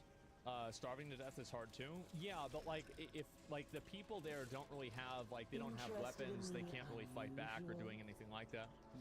Yeah, they do overwhelming numbers. I agree with you on everything, but they aren't doing that. It's impossible. They don't know an outside world at all. Yeah, but the people that are in the leadership of the military do, and if there's enough talk of fighting back and doing something like that, they could easily, I think that it's very easy to just simply bomb an area, right? I mean, if they just go and they shoot somebody or a couple of people, then that basically is it. Especially if they shoot the main guy. Like, everybody thinks this is impossible to happen. It could absolutely happen. Really, like, it could absolutely fucking happen. And it's crazy to think that it can. Should stick with the general. Yeah, it's unlikely. Oh. But I'm saying that, like, yeah, how do people revolt before the internet? Of course. Yeah, of course. Sure.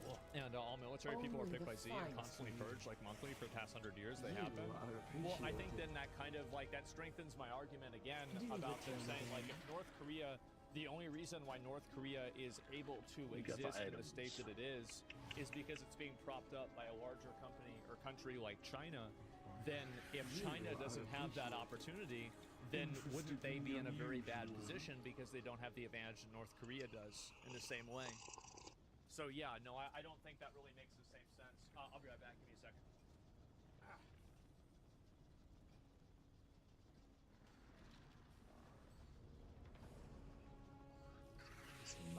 Enjoy.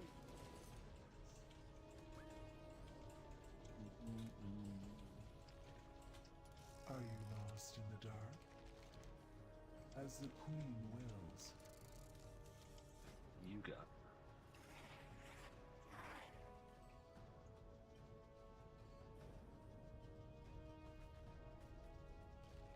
Perhaps is have you come to learn? What do you got?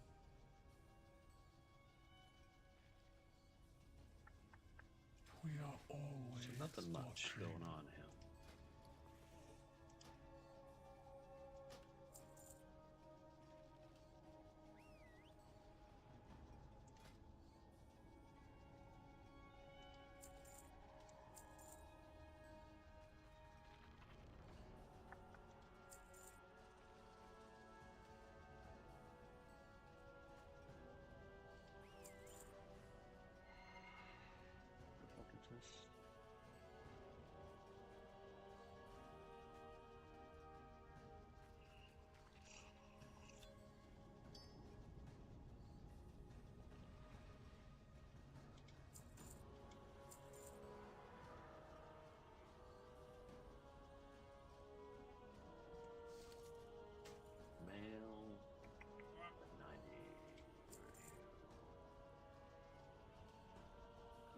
Versatility, he's mastery, agility. Strike versatility. We're good. I thought I didn't have something. We're fine. There we go. A helicopter crashed into a lake. Aren't you leaving out some key news in this analysis? That's not really any sort of like an input. Yeah, there's not really any input there. If you want to argue or something like that, that's fine. But just like a abstract implication that I'm wrong, the EU and China deals. Yeah, of course they're going to make deals, absolutely. But they're not going to be able to sell at the same rate that they can sell at the United States. That's the difference. That's what they literally covered that in the other video. Helicopter crashed into the Hudson River? Okay, let me look at it and see.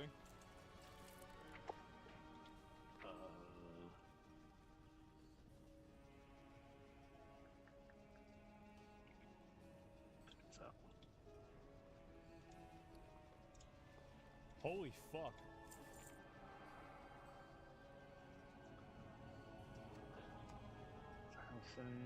The passengers were a mix of children and adults.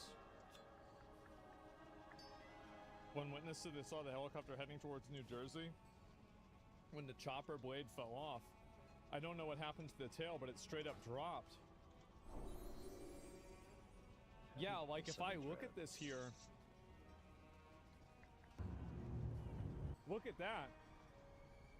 It doesn't have the spinny thing at the end. No spinny thing. Yeah.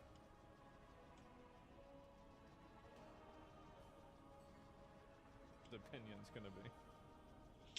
With us. Gordon, great to see you. Yeah. Your reaction to all that has taken place here. I don't know why Xi Jinping doesn't just pick up the phone and call President Trump and try to do a deal rather than back and forth with this retaliation. Yeah. Picking up the phone and calling President Trump would be the economically rational thing to do. China absolutely needs to do that. But Xi Jinping has configured the Chinese political system so that only the most hostile answers are considered to be acceptable, which means he's boxed himself in. He can't do that because if he does that, his Communist Party He's gonna look like a bitch. Yeah. Fellow leaders, they're going to criticize him. So right now, China's in a position where it can't do what it absolutely needs to do. And I think they're trying to pressure U.S. markets. When they saw the Politburo and Xi Jinping and his leadership team, when they saw the markets were down 2,000 points, 2 days in a row, trillions of market value lost, they tried to pile on. In fact, there was an issue yesterday in the bond market where rates were spiking. And I was questioning what's going on in the bond market today. Was it a trade gone wrong or is China selling treasuries? And I spoke with the Treasury Secretary about it. I asked Scott Best and just that. Watch this. There's one of these deleveraging convulsions that's going on right now in the markets, and I think it's in the fixed income market. There's some very large leverage players who are experiencing losses. They're having to deleverage. I believe that there is nothing systemic about this. I think that it is an uncomfortable but normal deleveraging that's going on in the bond market, and I expect that as we see the leverage come down, the risk managers tapping people on the shoulders, telling them to bring their books down, which is what happens every couple of years as leverage builds up, then the market will calm down. Is China jumping treasuries to try to put pressure on this this market? Yeah, I think it works against their purposes if they are dumping treasury. Let's see where it's at right now. I'm actually kind of curious.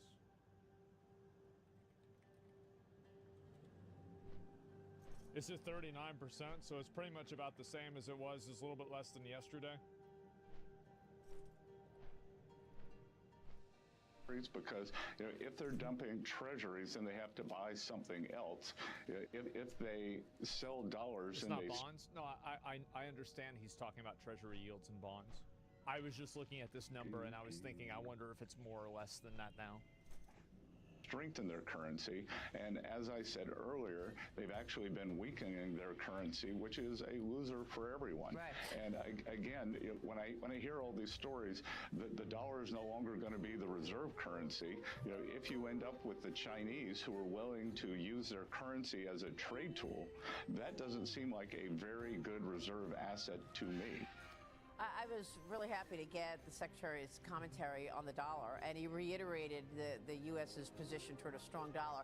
But what do you think? I remember during the financial crisis back in 2007, China and Russia tried to team up, pile on, sell treasuries to pressure the market. So that immediately came to me when I saw that spike in rates yesterday. Yeah, I think that's part of the answer of what the Chinese were doing, because they do want to put pressure on President Trump. Yeah. But the other thing, though, is yes, they want their currency to weaken, but they don't want it to weaken too fast because they're worried about capital flight. So I think that they have to sell treasuries, dollar-denominated assets, to support the renminbi. But the thing that's really interesting, is that President Trump looks at this and says, I'm not afraid of you, China. Yeah. He really did. And the reason is, look, the Chinese don't have any cards in this. As the Treasury Secretary said, they're only holding a pair of twos, and Trump has a royal straight flush. But the point here, though, is that the Chinese think, well, we can intimidate Trump, we can coerce him into surrendering preemptively. And Trump yesterday said, look, 125% tariffs, I'm not being coerced. I'm not being intimidated. You, China, you're the ones who have to back down. Yeah, and I love the fact Strange that wax, President right? Trump will always say... Yeah, it's 145 now, by the way. So he's continuing to go. Yeah, he's keeping doing it. With no cards, yeah. things like, yeah, I want to meet him. He's my friend. We get along great. While at the same time is, putting a 125% tariff on the country. He knows his customer in communist China. And the U.S. signed a new security and defense pact to reinforce control over the Panama Canal. Pete Hegseth down at the canal, the defense secretary announced the pact during a joint press conference in Panama City yesterday. Watch this. We also signed. See, this is like another thing. I feel like very clearly Trump has been trying to take tactical moves to, like, weaken China.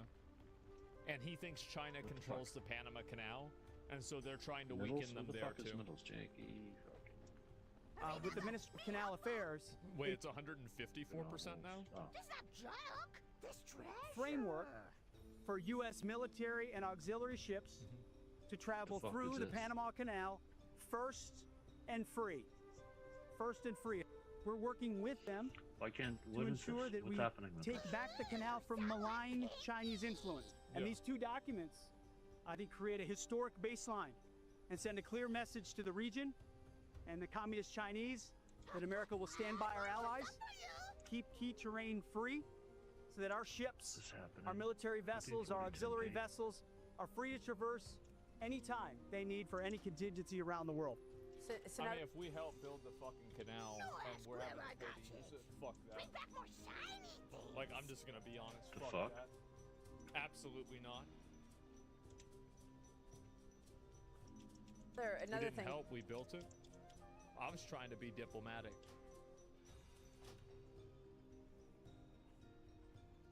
That China is upset about, that the U.S. is taking back the Panama Canal.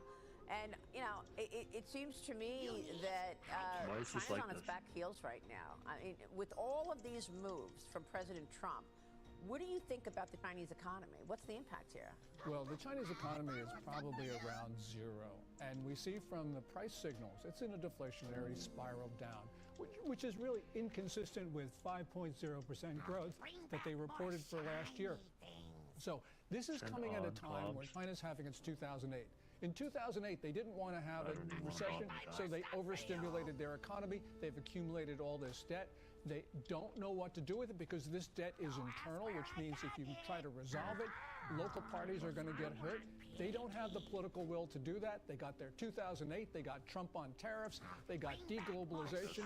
This is all hitting China at the same time, and they have no answers to this in Beijing. Yeah, and you would think that they would come back and try to, schmooze Trump, try to get in his favor, but I bet they're probably trying to do that privately. I feel like there's a very high probability they're trying to do that. Because, like, they don't... No way. Why not? Fucking did this. Wouldn't you do that if you were them? Yeah, of course. What's this shitbox? Because the problem is the optics. It's not the outcome, it's the optics. Alright, almost time to get out of here. No fucking everything? We would know from a tweet? Yeah, I guess so.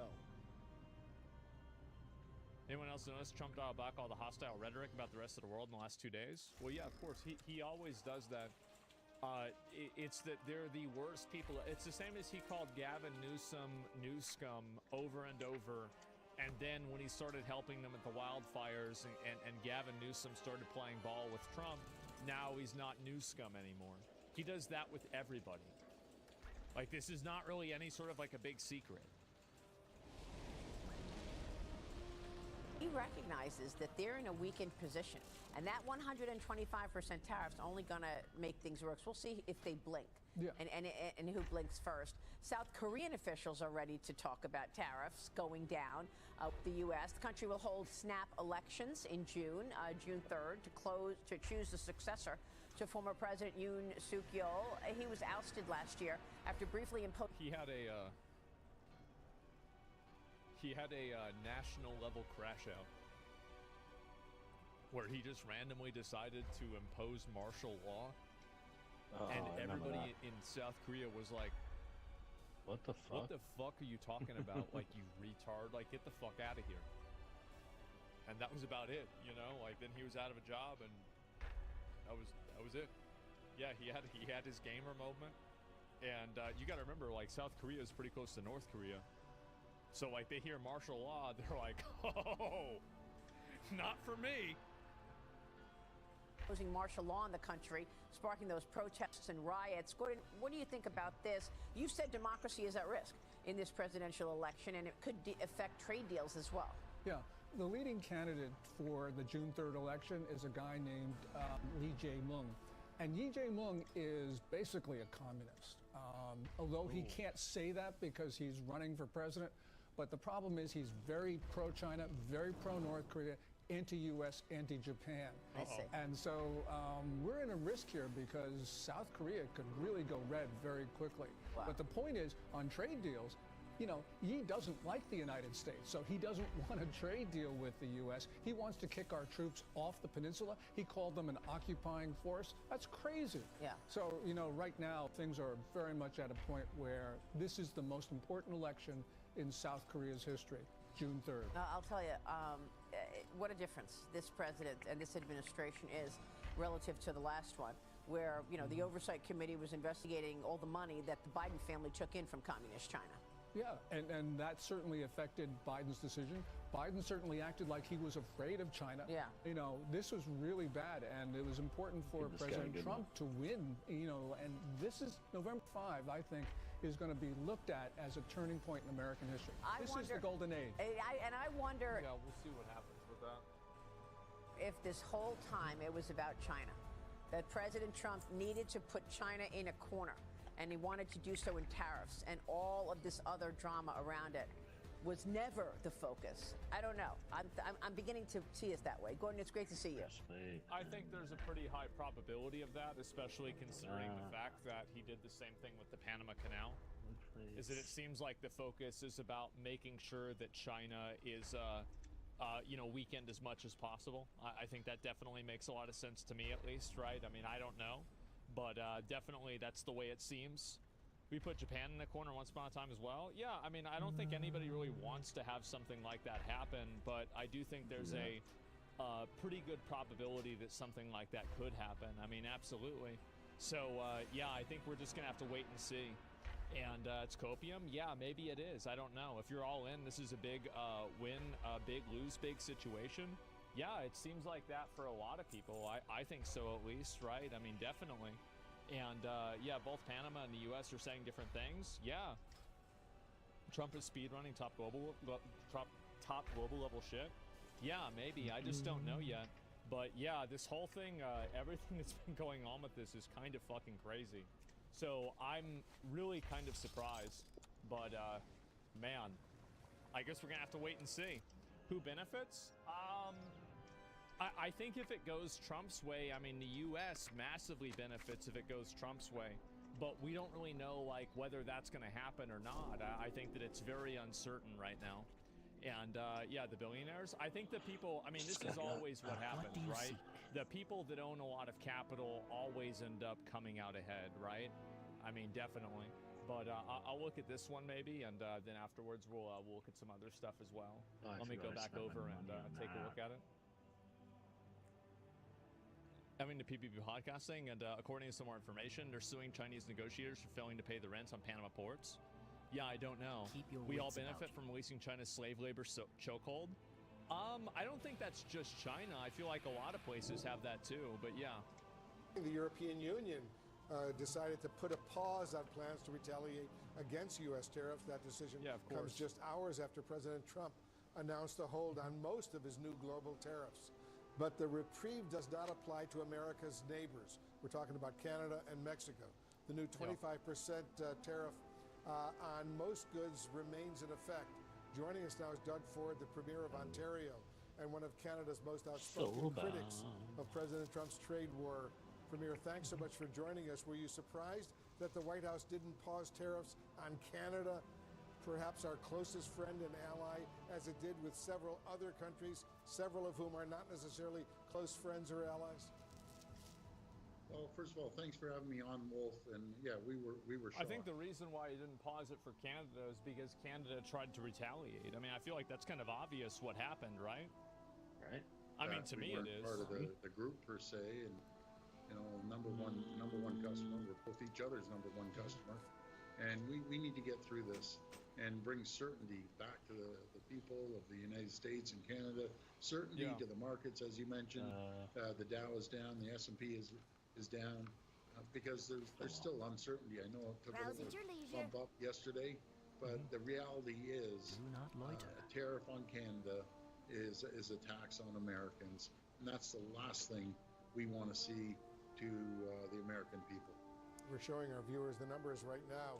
Market's not doing well. The Dow Jones Industrials down, 1,126 points, at least right now. Last month, the Premier, Canada placed tariffs on a variety of U.S. goods, and Canadians, long among, as I keep saying, America's closest and most loyal allies, have vowed to fight back. Do you feel Canada's decision to strike back has made President Trump more punitive toward Canada? Absolutely. Absolutely, without a question, 100%. Because if he doesn't do it to Canada, then he looks like a bitch. That's the reason. Absolutely. Well, I'm not too sure if that's a situation, but in saying that, I always say we love our American neighbors. We truly do. We didn't start this. President Trump aimed at Canada and the rest of the world for the most part, and we just need to get rid of these tariffs. We'll drop our tariffs tomorrow if President Trump drops the tariffs. We always believed in the AMCAN fortress working together. I mean, I'm gonna tell you the truth is that I'll do that later. I don't really think like this. I mean, personally, like I know plenty of people in Canada, and it's just like Canada to me. It's like, is it really that big of a difference between like Michigan and like Ontario to me? Like in terms of like people like culturally? Not really. Like, I mean, not really. Like it's not a big thing. And so like, no difference. Yeah, exactly. Right. And so like, I don't really think this way, but there's a lot of Americans that feel like it's not just Canadians, it's Canadians and Europeans love to talk down about America. Love to talk down about America, say bad stuff about America, etc. So they're really capitalizing on a lot of resentment that's built up over the years. And this is one of the reasons why you have a lot of Americans that are supportive of this type of tariffing. Like the two strongest nations in the world. Who would think that? Tons of people do. Like that's why everybody's spamming yep. Yeah, exactly. Tons of people think that. Absolutely. Americans can't take a joke. I don't know about being a joke. I mean, I'm sure most of it is, but like in general, like that's the way that people in the U.S. feel, for sure. That's what we want to do. Could you see Canada, Premier, actually rolling back those tariffs on the U.S. as an olive branch to the Trump administration? Well, as long as we know the tariffs are going to be dropped against Canada as well. If we have a mutual understanding, if they feel comfortable with us going first, by all means. But we need insurance that President Trump's going to drop those tariffs shortly after we do. This week, unbelievable. I know, Premier, you unveiled an $11 billion in tax deferments and rebates to help workers and businesses hurt by the Trump tariffs. How much have the tariffs hurt everyday Canadians? Well, they're at a fever pitch right now. 40 million Canadians at a fever pitch, focused on every piece of news coming across CNN and other broadcasts. It's very, very important. We're very passionate about this. And now I'll give you a couple examples. We ship in, we do trade. We ship in about $6.5 billion of steel, but we don't make steel beams. Steel beams all come from the U.S. and other areas around the world. Now we're going to go out and start making steel beams. The beer cans. We don't make the beer cans. We ship the aluminum in the U.S. Company prints it and converts it. That's $1 billion industry. We're onshoring back into Ontario. So it's not good for both sides of the border. We'd rather just leave everything alone. Things seem to be working. And just build a stronger AMCAN fortress, American-Canadian fortress, put a ring around it. Yeah, let's see if that happens. The Trump administration, Premier, says 15 countries have made what they describe as explicit offers regarding potential trade deals. Do you know if Canada is negotiating right now with the United States, with the White House? I would assume that's probably happening. I mean, obviously that's probably going to happen, of course. Not right now. Yeah, we are. Hopefully we can get back to the table and continue negotiating. That's what we want to do. Let's sit down at the table. Let's move forward, and it's going to benefit both countries. We're both our number one trading partners. I always say we're the number one customer to the U.S., and the U.S. is the number one customer for Canada, and we share the same values. Pamela has a question for you, Premier. Yeah, I'm wondering what the implications are with this back and forth over trade with the U.S. and Canada in terms of areas outside of trade, such as national security, intelligence sharing between the two countries. Has it put a strain on that at all? No, actually, they're working hand in hand, no matter if it's an intelligence sharing, NORAD, or even our border. Our law enforcement works hand in hand with the U.S. law enforcement. They will always be partners, and at the highest level of the intelligence bureaus, they're working together. Premier, one quick final question before I let you go.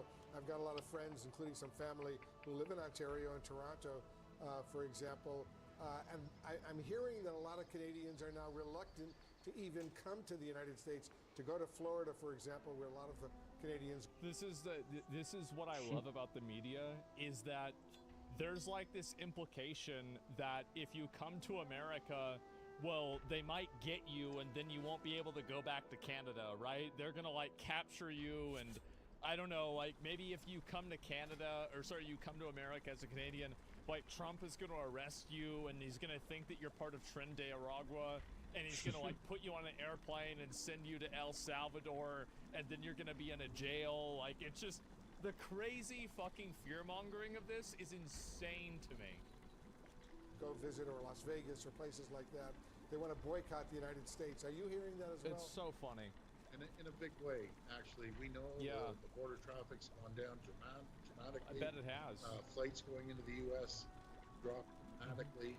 And isn't that unfortunate? Two countries, two groups of people that love each other. We need to get through this and start traveling back and forth. I was just, a few minutes before I hopped on, I have Governor Cox from Utah here. What a gentleman. He feels the same way.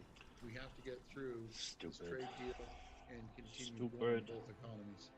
Yeah, I hate this rift that has developed between the United States and Canada, two very close and very friendly, traditionally friendly allies, and now look what's going on. Doug Ford, thanks as usual for joining us. Thank you, Wolf. You're an absolute champion. We love America, and thank you, Pamela, as well. And we love Canada, too. Thank you for coming on the show. And, you know, you make a really, ask an important question there at the end, because travel is down to the U.S., not just from Canada. It's not about fear. It's about anger and general disagreement. If the country is against you, why would you visit? I think that's a good point. Yeah, it's probably a bit of that, too. Yeah, you're right. I mean, I'm sure, but I've seen other people saying, like, oh, if you come to America, like, I've seen people posting about, like, fear-mongering about coming here, too. And so, like, that's the reason why I said what I said. Elsewhere as well, a lot of businesses who rely on that tourism, you know, are concerned. We are looking at major losses this morning in an incredibly volatile stock market. The Dow it went down again today as well. And I think that's what's kind of, I guess, I'll just keep on. Is down more than 1,500 points. The S&P 500 down nearly 5%. That, of course, is after yesterday's very big rally. It was one of the biggest. Erster Kampf, direkten Sieg, wie fühlst du dich? Ja, sehr gut. Meiner Meinung nach Beflügel der stärkste Mann in der. Они все трое меня покинули, ушли. 25% on many products from China and Mexico, 10% on nearly every other country, 25% on all imported cars and car parts. That's a lot. Jeff Zeleny is at the White House for us. Jeff, as we speak, the president is meeting with his cabinet. Do we have any early indicators on how that's going? Dana, we do know the meeting is underway, and it will be opened up to journalists to see what is going on in just a short time, we are told. But for now, at least, that victory lap yesterday that really was quite clear here at the White House. You could see it in the president's eyes as he was explaining to us why he made the decision to a pause. That is anything but a victory lap this morning. Now it is clear the trade war is well underway. Never mind what the markets are doing, the conversations that are going on here at the White House and indeed across Washington at the State Department and elsewhere about what type of conversations and discussions will there be with China. I think as soon as they have like any sort of like a defined thing of like anything comes out where there's a resolution with any of these countries, things will start going up again, even if it's not a good resolution, because there will be at least a certainty that something is happening. That's kind of what I would expect. Because the trade war is very much underway. So what the U.S. is trying to do, what the president and his team are trying to do, are essentially round up the allies from South Korea, Japan, and others to form a unified front against China. That is very much an open question if that will happen or not. But the president's top economic advisor, Kevin Hassett, this morning, he said the cabinet had an assignment for today's meeting. The Chief of Staff's office has asked all the principals that have, skin in the game to come and discuss what their views are about how this should go. And that's what the purpose of the meeting is. Yep. So skin in the game, that is clear. I mean, this really affects department to a department, but the trade war with China now, in the ag sector alone, that could be extraordinary for ag producers, but as well as what is happening on Capitol Hill with the budget. This could have a dramatic effect. But for now, at least, one other central question hanging over all of this a day after the major development here is, who is the president listening to? Is he still listening to all of his advisors? It is clear that the Treasury Secretary, Scott Bessent, was able... I unironically think that he's doing 90% of this through vibes. I do. That whole family died. I don't think that there is a grand plan behind this. I think that there is a degree of like, generally positive outcomes that he's looking for. But other than that, I think he's going pretty much off of vibes. To make the case through the bond market that the president needed to find an off-ramp. But Peter Navarro, the top trade advisor, is also still very much a part of the president's inner circle. So we shall see. But Dana, another question, is Elon Musk in this cabinet meeting or not? We are told he is likely to be. But again, we will see once we get those live pictures that should be coming up. We know how he feels about these tariffs. Thank you so much, Jeff. Yeah, it is going to be crazy to see what happens. His goal is to decrease interest rates so he can restructure some of the debt and devalue the dollar. Maybe that's it. I don't know. And although there's a big plan, we're not aware of it. He'll sell it as vibes. So you think that he actually has a big plan? He's making deals so he doesn't have to. Do you not see that? New manufacturing will be automated. Yeah, I think that's definitely true, is that a lot of the manufacturing and things like that are probably going to be automated. It's not like they're going to bring back a bunch of, a bunch of new, manufacturing jobs where people are, building, sitting in factories making shoes. I don't think that's what's going to happen, and I don't think that's ever really what's going to happen, right? It seems very unlikely. Did you hear the Twitch staff getting mad at Clancy for unbanning Aiden Ross? Actually, you know what? I will look at that today. I didn't get a chance to look at it the other day, but we will look at it, I guess, right now. Give me 1 second. Aiden Ross. Yeah, so basically this happened. I guess I can go ahead and look at it. Came to an agreement. Where is the information about this? Yeah, here it is. So, basically, Dan Clancy is allegedly catching heat from Twitch employees because he unbanned Aiden Ross. So Aiden Ross obviously is he's one of those guys. A lot of people have a lot of pretty strong opinions about Aiden. Generally, the more I don't know what you would call liberal side, not a very big fan of Aiden Ross. And so we'll take a look at this. And this is what they messaged, I guess, Dan Clancy with. What evidence did you evaluate that Aiden Ross had reformed enough since his ban to justify him being unbanned? The employee asked. To be transparent, this is one of the decisions we've made that I've disagreed with the most.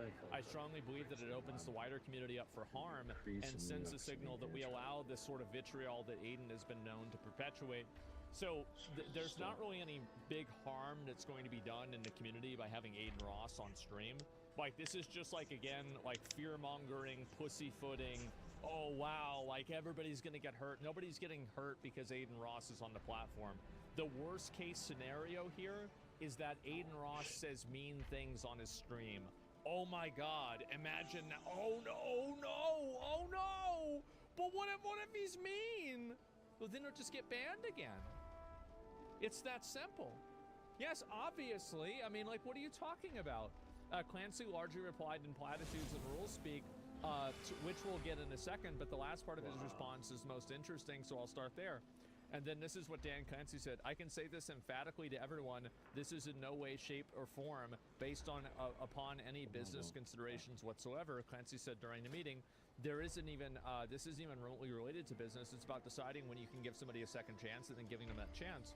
But if they don't live up to our expectations, we can take action. So in terms of this opening the wider community up to harm, I think that if he doesn't live up to our community guidelines, then he still won't be on Twitch.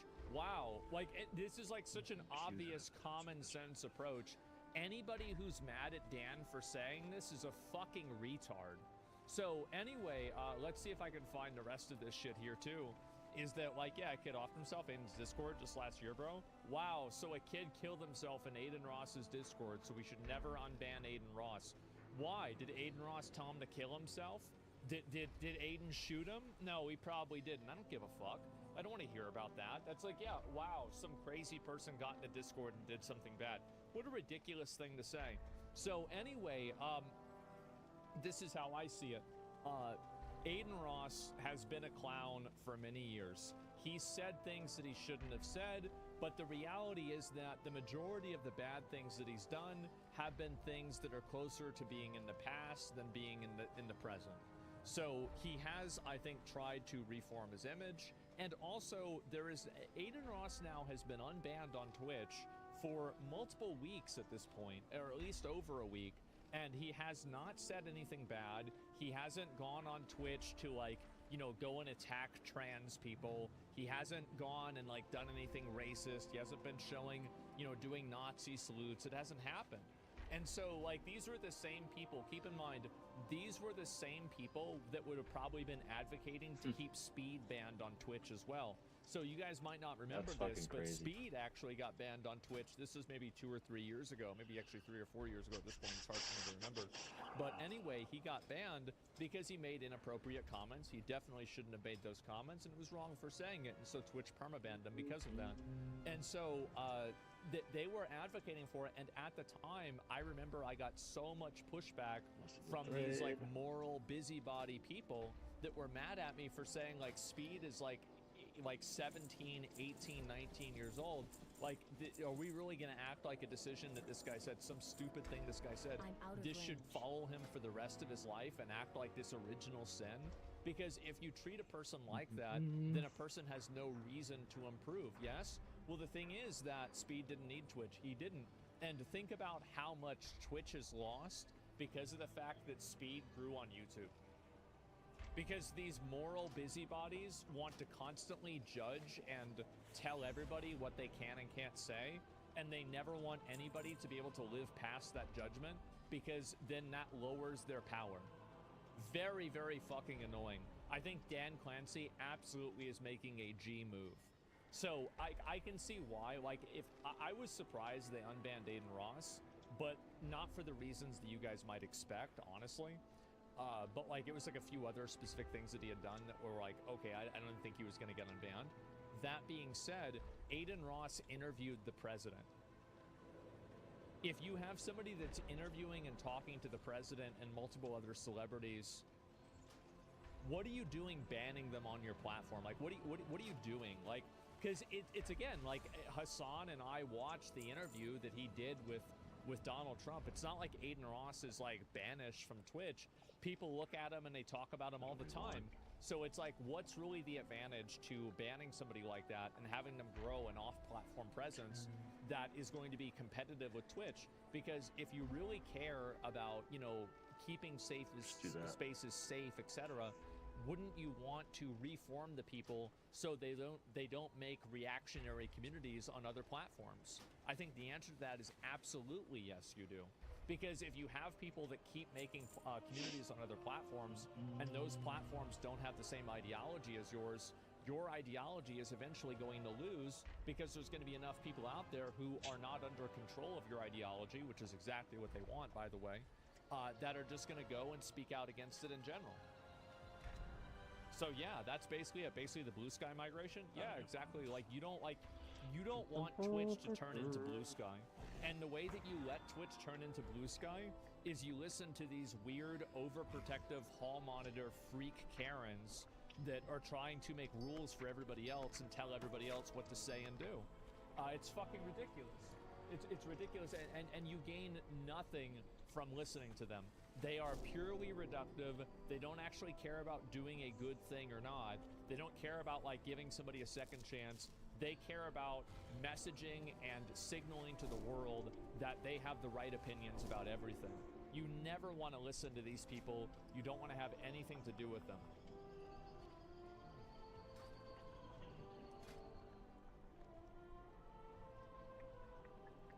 Get real personalities out so they can grow in their place. Yes. Ever consider making a third channel? No, I don't think so. And so what should I say and do? I don't know. And Twitch has capabilities to win and win that all and throw it. Yeah, I think that's what's happened. And listen to your politically charged mods. Yeah, Twitch needs to stop making decisions based off of their radical, like politically motivated moderation team. Like if I was Twitch, I would probably get rid of the entire moderation team. It seems very obvious to me that, and this is what's going to happen, by the way. The moderation team is going to get Twitch in trouble. Because eventually there's going to be a lack of moderation for something that's really bad. Like, I don't know, like some sort of like really bad, like somebody gets killed, like kind of like the Luigi thing, but like maybe a little bit worse than that. It's like political. And I'm just like coming up with an example, right? Like maybe some like terror attack happens or whatever. And if you have people on Twitch that are supporting this, theoretically, every single advertiser is going to leave the platform, and it is going to be an instantaneous apocalypse situation. And the moment that that happens, Amazon executives and the Amazon team is going to come in, and they are going to remove the entire executive leadership of Twitch overnight, and they will replace pretty much the entire website administration, and they will change all of the rules on the website in order to make sure that it will never happen again. So that can't wait. Yeah, and that's what's going to happen. They will completely clean house. And Dan Clancy will be #1 on that. Because, like, obviously it happened. You know, you're the CEO. You're going to be in charge and accountable for all of that stuff. Let them self-destruct. Yeah, well, all I'm saying is that's exactly what's going to happen, right? And, wait, that actually sounds good. Well, I don't think that really needs to happen a whole lot. But, just in general, that's the way I see it. But, anyway, yeah, let me go back over here. But a blessing in disguise? Yeah, maybe, but that's just generally what I think. And the writer of the article, I have a smoke for Aiden, took shots at Asmongold, what a surprise. And I think most companies are held hostage and captured by ideological employees who aren't mission first. This is a big issue, and this is what I was saying before, is that a lot of these companies have been co-opted by these people that want to use the company as a vehicle to push their worldview. And I think that companies need to root this out from the very bottom up. So like anybody who's like trying to like make decisions based off of like political reasons or, you know, social reasons or anything like that, just fire them. Literally just fire them. Get rid of them, get them out of the fucking company. These people do not care about the product. They don't care about the customer. They don't care about fulfilling the mission statement of the company. All they care about is using the company as a vehicle to